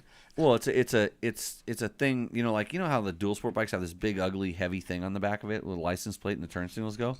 Yeah. They make a titty tail. What does that mean? Well, it just cleans everything up. So all that junk's not it's back it's there. all small. Its turn signals get small and license plate holders okay. small. It's Yeah. nothing to do with the titty though. Oh, according to one of my co-hosts, that's what it was called. It was a titty tail, Tidy. Oh, tidy, a tidy tail. Oh, it's not titty. Titty. I said titty. Yeah, you did. Yeah, that's right. Okay, so any Titus. Okay. Don't get any crazy ideas. Hi, I bought a Husky 2 months ago with the graphics. Maybe plastics isn't original because it's black. Handguards and that strap is just some strap with 2 holes from Ian from Lithuania. And that photo was taken in Romania 2 days after I bought my bike and I had a chance to go there. But all the mechanical stuff is original and I'm only wearing parts that are changed. Thanks for showing my bike. I think he meant only wear parts are changed. He says only wearing parts are changed. Language barrier? Language Yeah, difference? yeah. But Yeah. no, that's Only good. parts that wear. No, off. we called him Titus. Yeah. Oh, this was the episode with Super Hard guys, Jesse Ziegler and Lucas Eddy. Right. So this was the Husky that was like in a mine shaft and almost looked like Erzberg. Oh, okay. Yeah, that was a nice. I don't know. Do we? So We- when we do we liked Rooster Endo, well, he said thanks for showing our bike. Maybe we had some questions Maybe. or something. I think we did. Yeah. I just remember it had Red Bull in it. Well, if you wouldn't be, he'd be getting up first thing in the morning and trying to get tuned into Tech Talk Taco Tuesday live in Romania. Yeah. At what, 4 a.m. Well, that's how you know they're a real fan. Yeah, it's a real fan. Ron Hart says we don't talk about racing. We're gonna have to cancel this episode. I think Well, we no, talked this was for the Super Hard. This was for the super hard. Super Hard episode. Oh, well then we're gonna have to cancel this one too because Nate talked about racing. Right. Broke our rule. Ron. Sorry. Guy, I'm hardly even talking about my own racing. So yeah, this is going against my rules. Oh my gosh. Yeah. You should have told me. I wouldn't have done it. You got any better stories about don't involve racing? Hey, you know what's funny? All you District 37 people that are watching this, because we got some local fans, people that are close by. Mm-hmm. You know why you can't ride backwards on a bomb run anymore? Me. Sitting right next to me, because that's the best way to get a good line in a bomb run is to go backwards. I'm not kidding, right? You tell the guy that hit me. Well, he wasn't trying to get a good line. He was trying to go fast. I think he was trying to get back to the line before the start. Right. And Ooh. and I was doing my very last practice. And I was really on it.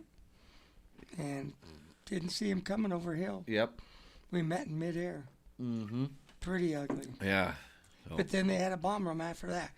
Because they figured if a guy like me could get it, anybody could get it. Oh, right, yeah.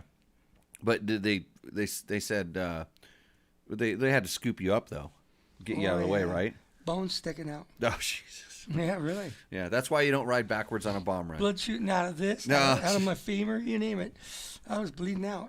That's when you lost your finger? Yeah. Oh. And that same accident. Oh, I didn't know that. That's the amputation. Yep.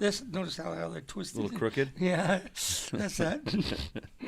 Perhaps pretty bad when you had a guy get head on. Cheap Amazon price. So pipe. It says Typo. price though. Blame autocorrect. Oh, autocorrect on your side or autocorrect on his side? No, autocorrect on my side. Okay. So you made me sound stupid now. Yeah. Thanks, Matt. Yeah. So Not the last cheap time. Amazon pipe. Ben Deho says. Pendejo. Ben Deho. Oh, it's not Pendejo. That guy's got you, buddy. Yeah. Better than bend over. Ben Deho. Pendejo. Ooh, Yeah. Pendejo. Hey, when I used to write cycle news articles, I was rock hard wood. Rock hardwood. Hard wood. Rock hard wood. Yeah. How's your racing? How's your packing? Is what he says. How's your packing? I got one of those to fit on a WR250R. Spark arrestor got clogged with fiberglass from just going around the block. After tinkering around today, I got covered in glass. Oh boy. Well, you know, so you see that awesome pipe we put on your CRF 230? Yeah, I saw it. That's awesome. It looks good, doesn't It it? really does. So it's I think our packing's still okay. I haven't noticed anything. It's So- loud though. It's loud, but I actually, the more I ride it, the more I think it's always been like that. It's just been a while since we've had it out. Right. It I was mean, it's- loud before I gave it to you. Oh well, yeah, because you had the BBR pipe on it. Yes, I that, did. I think you drilled holes in it. No, not in the pipe. No, it was just blown. It was old. It was blown out. Yeah, well, you attached a rock bar to it that weighed 35 pounds. No, not to the pipe. Okay. Yeah. I'm just trying to make it sound like it didn't, like it wasn't the that thing To was the just frame. that thing was hammered. That pipe was like the rivets in the back, and Really? you'd put bolts The into it. BBR one. Yeah. Oh, I had It to. was- Yeah, it fell apart. Yeah, it broke a few It had times. like 1,000 miles on it, 1,000 at least, at least. with no Hard maintenance. So With I spray have. paint. I haven't checked the packing on that thing yet, so we should. I actually want to put a quieter insert in there. I have another insert that we can Yeah, it was kind of loud. stuff in there. So yeah, because it's loud compared to all our other bikes, but Yeah, it was cheap. It was a cheap Amazon pipe. It ran a little bit better with it actually when we put the Sounded good. the stuffer in it. Sounded really good. Yeah, nice and loud. XT250 review. WSL says, good to hear this bike is capable off-road. Thank you for doing this video. Well, thank you, Trevor. I don't think Trevor wanted to do that video, but he actually rode the bike around. And he's having fun, and now he doesn't want to give it back because he's riding it around town quite a bit. He said he's seriously thinking about buying that bike. Yeah, they're not, those bikes are not bad bikes. Having a little dual sport bike as a commuter, I mean, he drives a big full size truck, and with what gas costs in California, Yeah. that makes a really good a good deal there. And Speaking think of, I have a new story idea. With Think that about might the involve a bike. parking. The parking, Yeah, yeah, easier to park for sure. absolutely. Tarjas says, good video. I added a windshield, a skid plate, a rear rack, and bark busters to mine to make a very capable adventure/island bike here in Oahu.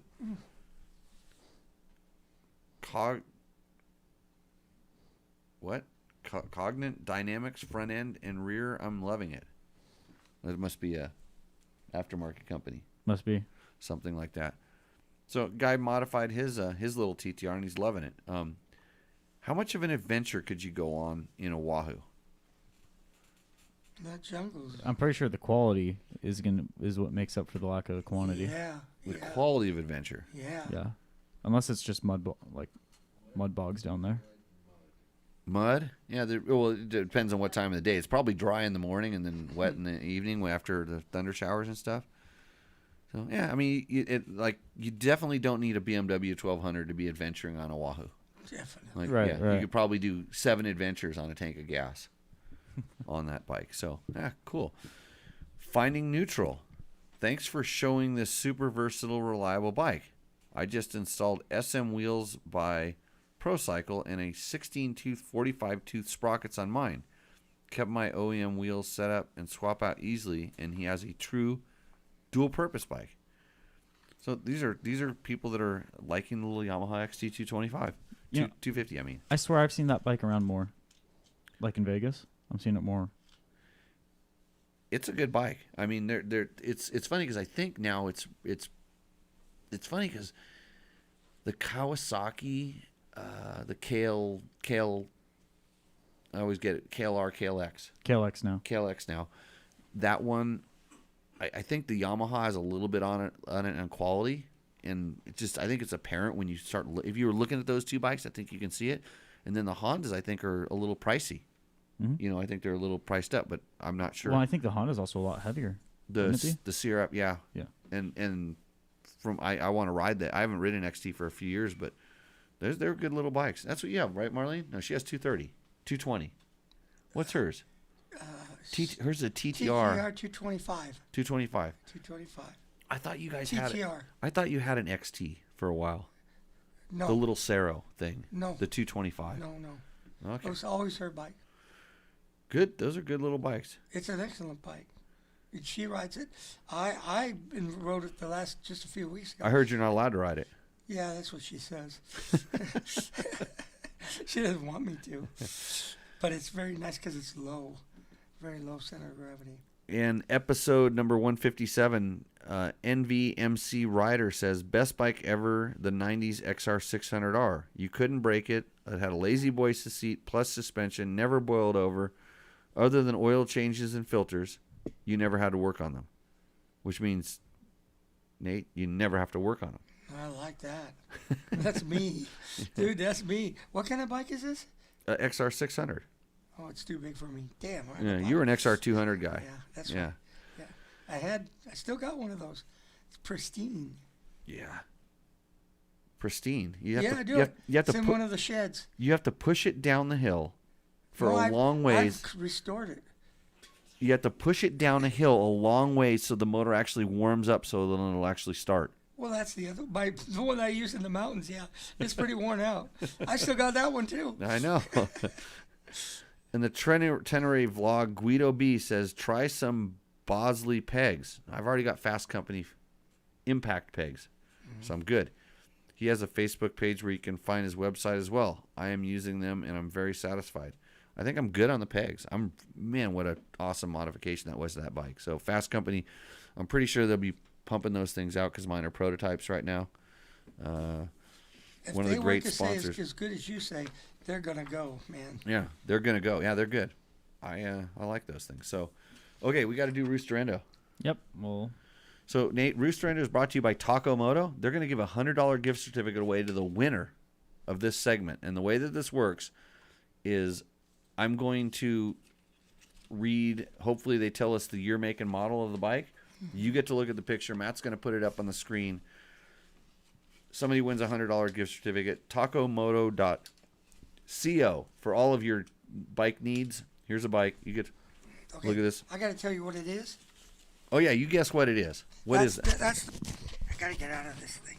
Okay. I can't see with these glasses on. Oh, you- Up close. That's okay. They're for made for distance. Why don't you scratch the microphone a little bit too? Well, is it Like okay? pet it. Okay. Pet it like a dog. Okay, this is a KTM. It's right. You got the make right. What year is it? Oh, damn. I have no idea. I don't know. Okay. so wait, I made the list and I forgot all this. Can I take a stab at the year? Yeah. Is that 16?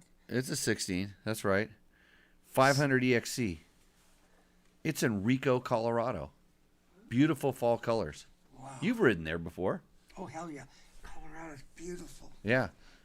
So somebody get Nate a paper towel. I got one here. I think Okay. this nose of mine. Yep. You saw a motorcycle and you started drooling. You did. Came right out of your nose. Like, Okay. I got to take the part. That's the only part I got. Well, that's Sorry, good. you did. So that's all he told us about it. You know, Looks if like you're a gonna big bike. if Moto Dro work. It's kind of like whatever that guy's name was. The last guy. Usually that's a nice picture. Makes me want to go ride there. Except the lighting's a little bit wrong. He could have turned it a little bit different. But I think he was wanting to get some of those backlit trees and the stormy mountains in the background. Beautiful picture. Endo on the participation in the core essence of the thing. They're supposed to tell us a little bit about their bike. You know, what the modifications they did. They tell us what they've done to the bike. Maybe throw in a little editorial in there. I say this bike endos. You gotta follow the rules. What do you think? Endos? Yeah, endos. You mean crash end over end? Yeah, so it's like if it's a good bike, it roosts. And I don't think it's an endo.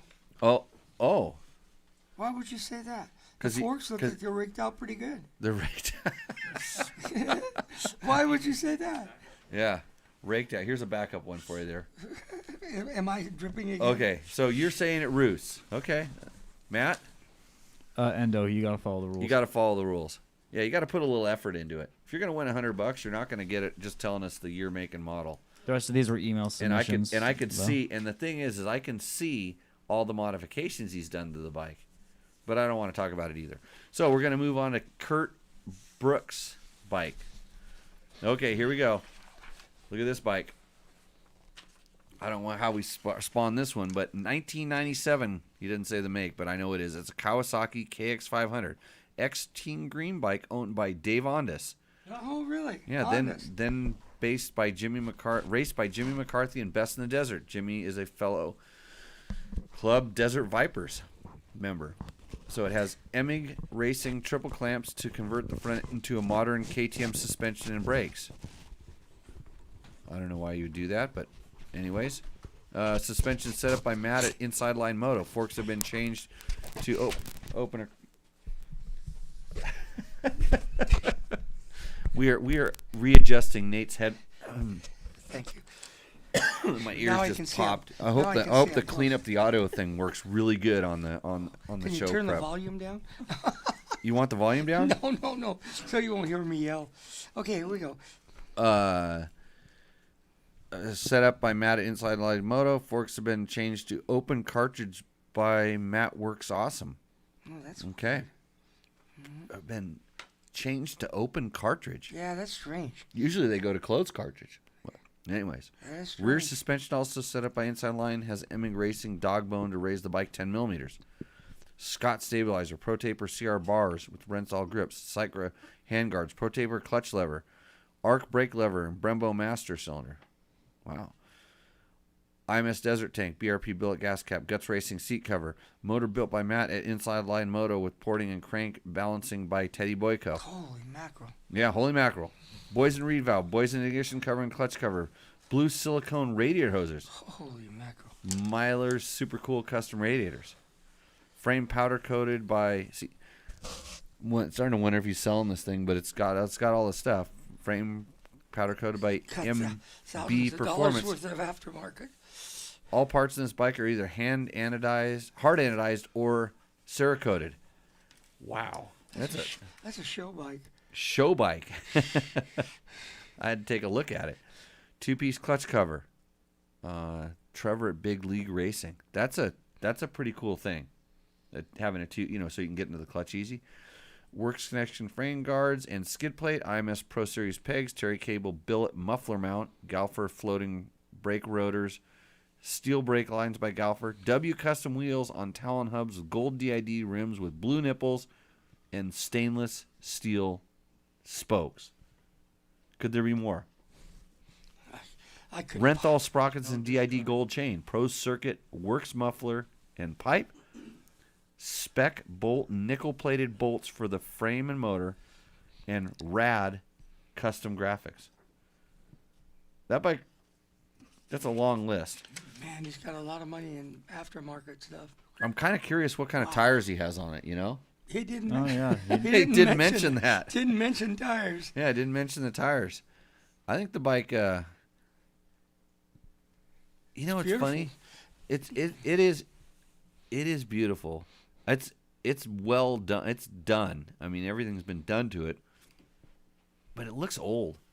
Well, it is. I know. It's a KX500. It just has an old look. Hey, that, Bruce. That bike's the same age as me, 97. Yeah. It's Yeah. pretty, it We're both really is. 25. 97. Yeah. Yep. It roosts. It looks like it. Oh, hard roost. Hard roost. Yeah. Like all the No. Syracuse. I mean, there's some care in that. Dare I say it rivals the 570? No, you don't say that. Like I'm wearing a Husaberg shirt, Matt. My true colors are just blaring out. Yeah, I'm liking that thing. Would you want to ride that thing, Nate? No. No. It's too pretty. I wouldn't want to ruin it. Hey, we talked about Dave Ondas It's on the last beautiful. show. Yeah, we brought up Dave on the last show. Absolutely beautiful. I actually have never ridden a Well, I'm 500. not good enough. Two You to haven't? ride it I've anymore. never ridden one. I would like to once, just to say I have. They're around. They're available. Okay, here's a bike. Rudo Zuger has a 2021 KTM. So that bike, everybody agrees that one roost? roost. Yeah. The 2021 KTM 300 XC. Bulletproof radiator guards. We like bulletproof. Yeah. And they have radiator guards for all the new models, by the way. Gas included. So, good stuff. Cycropo Ben handguards. AXP skid plate. Pro Circuit Shorty exhaust, which sounds cool.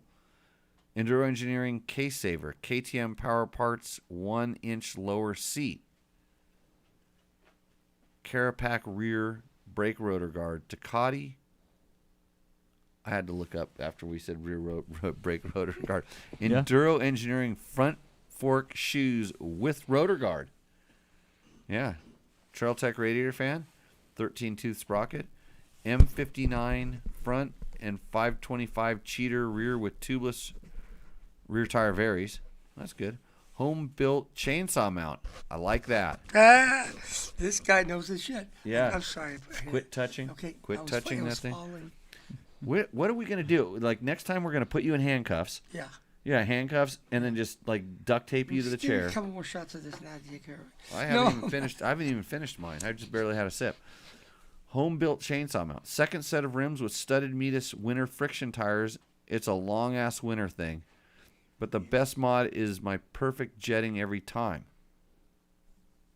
2021 300 XE. That's fuel injected. That's TPI, which I'm sure you could go say that on any other show and they'd tell you that you're wrong, but I totally agree with you. I like mine. Starts right up, runs great, plenty of power, lots of throttle response. Of course, everybody will agree with that. Plenty of low end power. Yeah, just warm it up before you ride it, right? He also submitted some other pictures where it was racing. Oh, yeah. Yeah. This is just the picture of it in the Middle Eastern city.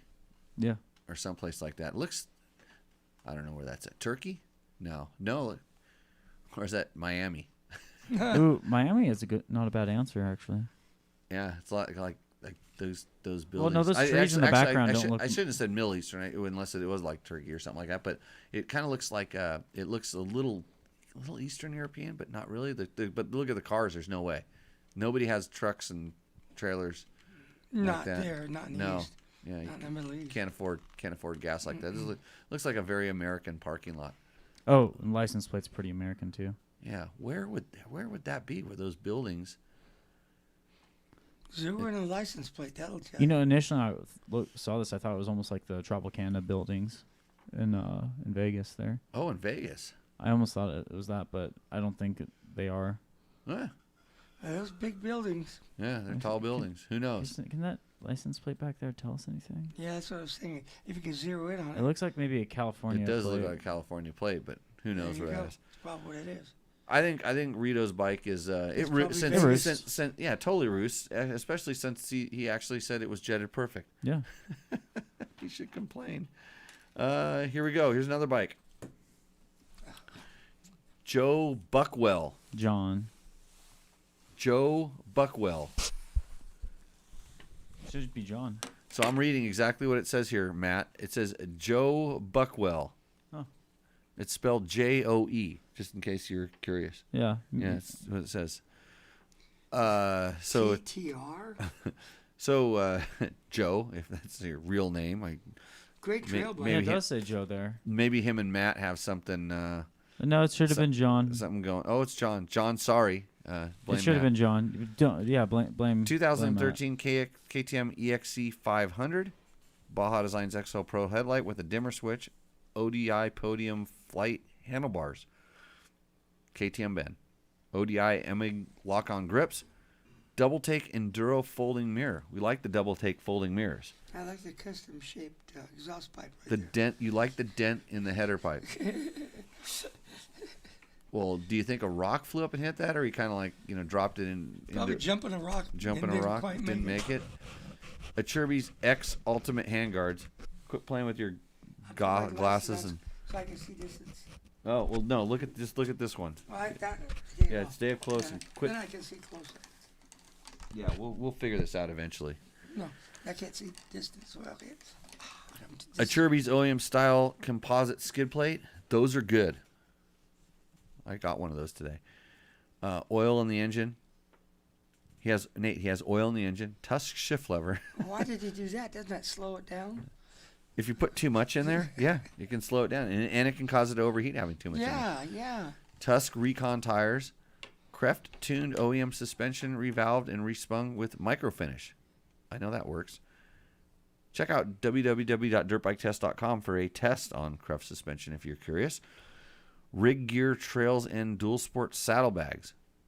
Rig Gear Trails and light tank bag. Rigged as a tail bag. Sick ass titty tail. Tail titty. Sick ass tail titty is what it says. Super sprockets, 1541 and 1448 gearing, and DID X-Ring Cha. Now, did he put Cha or did you cut it off? I think I cut it off when I copied and pasted from the email. Okay. Yeah. Yeah, I've been having a lot of spelling errors lately. You got to tighten that program up. This bike, the picture kind of. At least it's outside. It's not in a garage. Yeah. I like those bikes. That's a nice bike. We have a few of those. We have a few of those.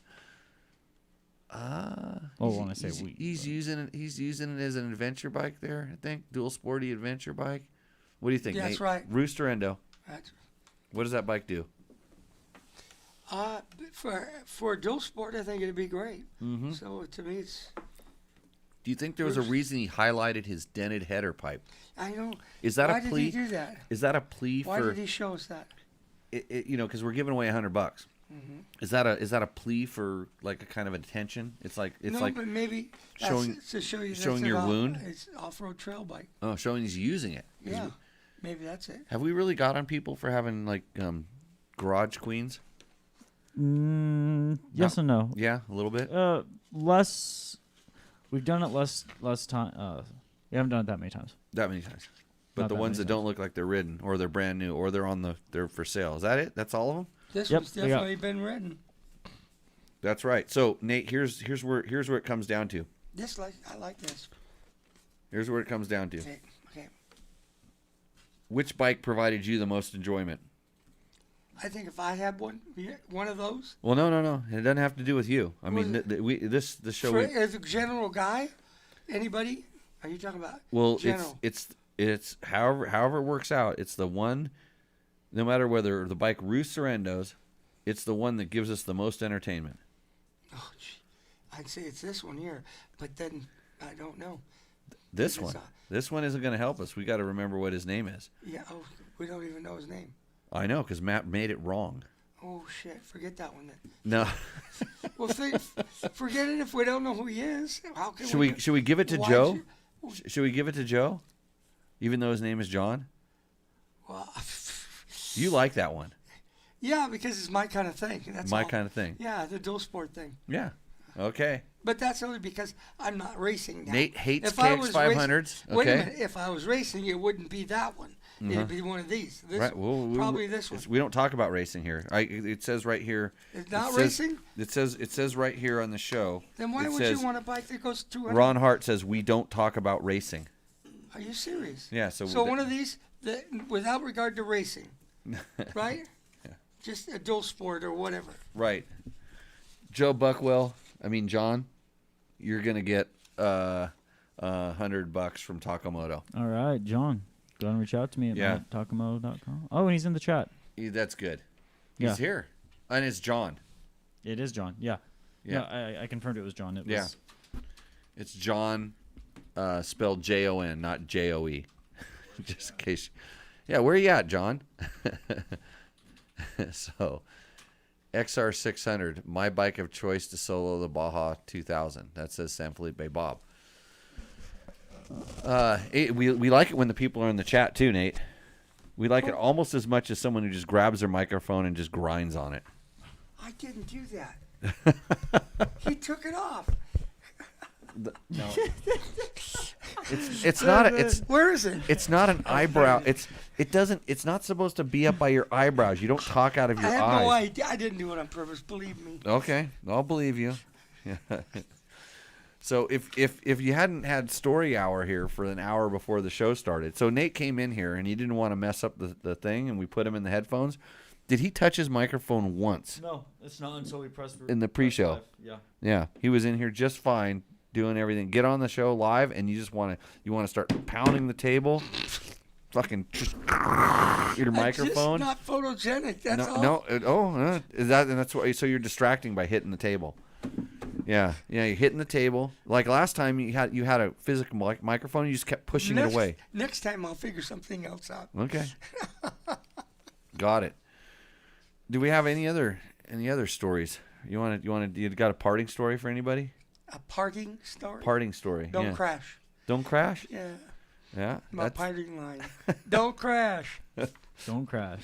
So yeah, thanks for coming in, Nate. Thanks for having me. It's been awesome. I've had great trail rides. You taught me how to build trails, how to make horrible bad trails that nobody wants to ride.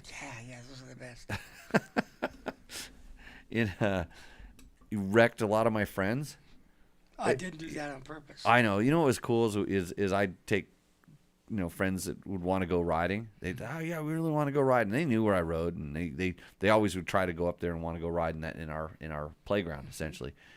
And they knew there was better trails. They were riding all the crap, and they wanted to go riding on the better trails. So they're like, Jimmy, can I go riding? Can I go riding? And I always tell people, no, you don't want to go riding with me. That's what I say. And they're like, no, I really do. And I'm like, you really want to go riding with me? I'm like, You're not gonna like it. yeah. I go, you're not gonna like it. And they go, okay, yeah, I really want to go. And I go, let me know when you're gonna go. So I'd say, hey Nate, where are you guys working on Saturday morning? And you say, oh yeah, we're gonna be over on blah blah blah creek, or we're gonna be up on that ridge, Okay. so I'd show up with 3 or 4 dudes. And did you use a squid filter? Oh, usually not to go there. These guys probably didn't need it, but I bring them there, and hey Nate, hey, how's it going? Whatever. And it's kind of amazing because you didn't you had like an extra rock bar, and there'd be more clippers. Yeah. Sometimes a hedge trimmer. Yeah. All this stuff, and we'd stop and we go, get off the bike, and I just go, oh Nate, whatever, and just start working. We'd start working, and these guys are kind of standing around like, what are you doing? Like, oh, we're gonna work on this trail. Like, what? I thought we were gonna go ride. No, we can't go ride because the trail kind of ends here. It needs to keep going. We gotta finish the trail. Got to finish the trail. So these guys. And then you can go riding. Yeah, some of these guys would like literally throw a temper tantrum and because they didn't get to go riding. Dude, I didn't come up here to work on trails. I'm like, well, then there'd be no trails, so you can't. Yeah. Yeah, you can't go any farther. Well, dude, and so that's how I would decide a lot of times, like who I would take riding, who got to go riding. If they worked on it, then they can, and we'll show you more. And generally after some of these guys, when they finally, after they sat around and pouted and then saw everybody else working and they're like just sitting around going, dude, this sucks. They, nut up and do it. And then they'd spend a little bit of time. They're still pissed. They were not happy about this. They'd been had, they'd given away one of their good riding days to spend maybe a quarter of the day, if that, because we never stuck around the whole day. Yeah, you ride through most of it. And we generally got a really good ride to get there, and there's a good ride out of there, and you might get to one of the first people to ride a really bitchin' trail. And usually after just doing a little bit of work, you saw a big change in the person realizing like, oh, those trails just don't grow on trees. You have to cut trees down to make trails. Right. You have to move some rocks. You got to move something. Move something. Yeah, they just don't grow there. So, thanks for that. Those were good times. Yeah, they were. And yep, learned some life lessons over the years somehow. Doing this stuff, you will. Oh yeah. Yeah, doing that. Riding bikes. Oh, riding bikes. I'll do it. Why is that? Because you push yourself to go and overcome adversity, and otherwise you wouldn't. So it's one of the ways that you can do that. You weren't just doing it for the gram? For what gram? The Instagram? The Instagram. I don't even know what that is. Oh, you were doing it for a different kind of gram. Yeah. Yeah. Now the kids are doing it for the gram. They got to get something out of it. Yeah, they got to get it. You get something out of what we do, but it's not that kind of something. Exactly. It's not that kind of something. So, well, right on. Mark Daniels. It says, San Felipe Bob, the same bike that we took Team Bill Lick, Baja something or other. Yeah. There's a little side chat going on. If you're wondering how the show really works, so there's the show. There's the live show. And in the live show, there's a chat room. And there's chitty chatter talks and stuff like that. So you can go there. If you have a question, if you're watching this right now and you want to make a comment, drop a comment in there. We pick them up and we will answer it on the next show. Something up there says grab a shovel. I didn't get to see what that said. No, my That shovel was was always San Felipe mounted. Bob. Yeah, grab a shovel. Yeah, so Janie says Nate rocks. Janie's my retired bartender. Quit Yeah. picking on Nate. Yeah. That must be my wife. When did I pick on Nate? I don't remember. You never picked on me. Every once in a while. I mean, you usually, like, if something goes wrong, it's definitely because of you. Probably. Like, because, like, this whole microphone thing is a Oh, perfect it's example. all me. Yeah. That's all me. Yeah. That's Remember. because I'm just not technical. I don't know. Yeah, you warned us. Don't let us touch anything. I get near that stuff and it starts to break. Right. Electronics. They just, I pick up one of these iPhones. The next minute it's broke. Oh. Well, that's because I you pushed the wrong drive. button. Because you drive over it. Do not push the wrong buttons. Marlene, you did that just the other day. Push the wrong button on the phone and it broke. I pushed something wrong. And oh God, she took 10 minutes to fix it. Anyway, if you want to know the real story of Nate, pick up Monkey Butt by Rick Simon. You can find that on Amazon. We threw up a link in the chat earlier. Very cool. If you want to meet Nate in person, go to a Dirt Diggers race. There you go. Yeah, you're usually still rolling around at those things. I'm doing it. Yep. Yep. Still working. Still out there doing The stuff. oldest active dirt digger Really? alive. That's me. Tell them they need to have another The field meet. oldest one alive that goes to the races and does stuff. Yeah, tell them they need to have another field meet. We'll go kick everybody's ass. Oh, I'm that's a challenge. I'm an honorary member. I have that plaque at that other house. That's Yeah. from the last time. Yeah, so it's pretty. Went pretty out cool. there and beat everybody. No, I had some experience. So, anyways, thanks everybody for joining in. Tell a friend. Get your friend to listen to this show or another show or one of the ones that was actually really good. So, which is it's like a roulette wheel, right, Matt? Yep. Yeah, you're gonna lose, no matter what, 9% of the time. Well, it's At least 6. At least 6. Yeah. So thanks again for joining in. I'd like to thank the sponsors real quick: Yamaha, Taco Moto, Scott Sports, Climb, DDC, Trail Tech, Fasst Company, Seat Concepts, Bulletproof Designs, and Double Take Mirrors. They all make sure that we can come to you every week. And with that, we always say at the end of the thing here,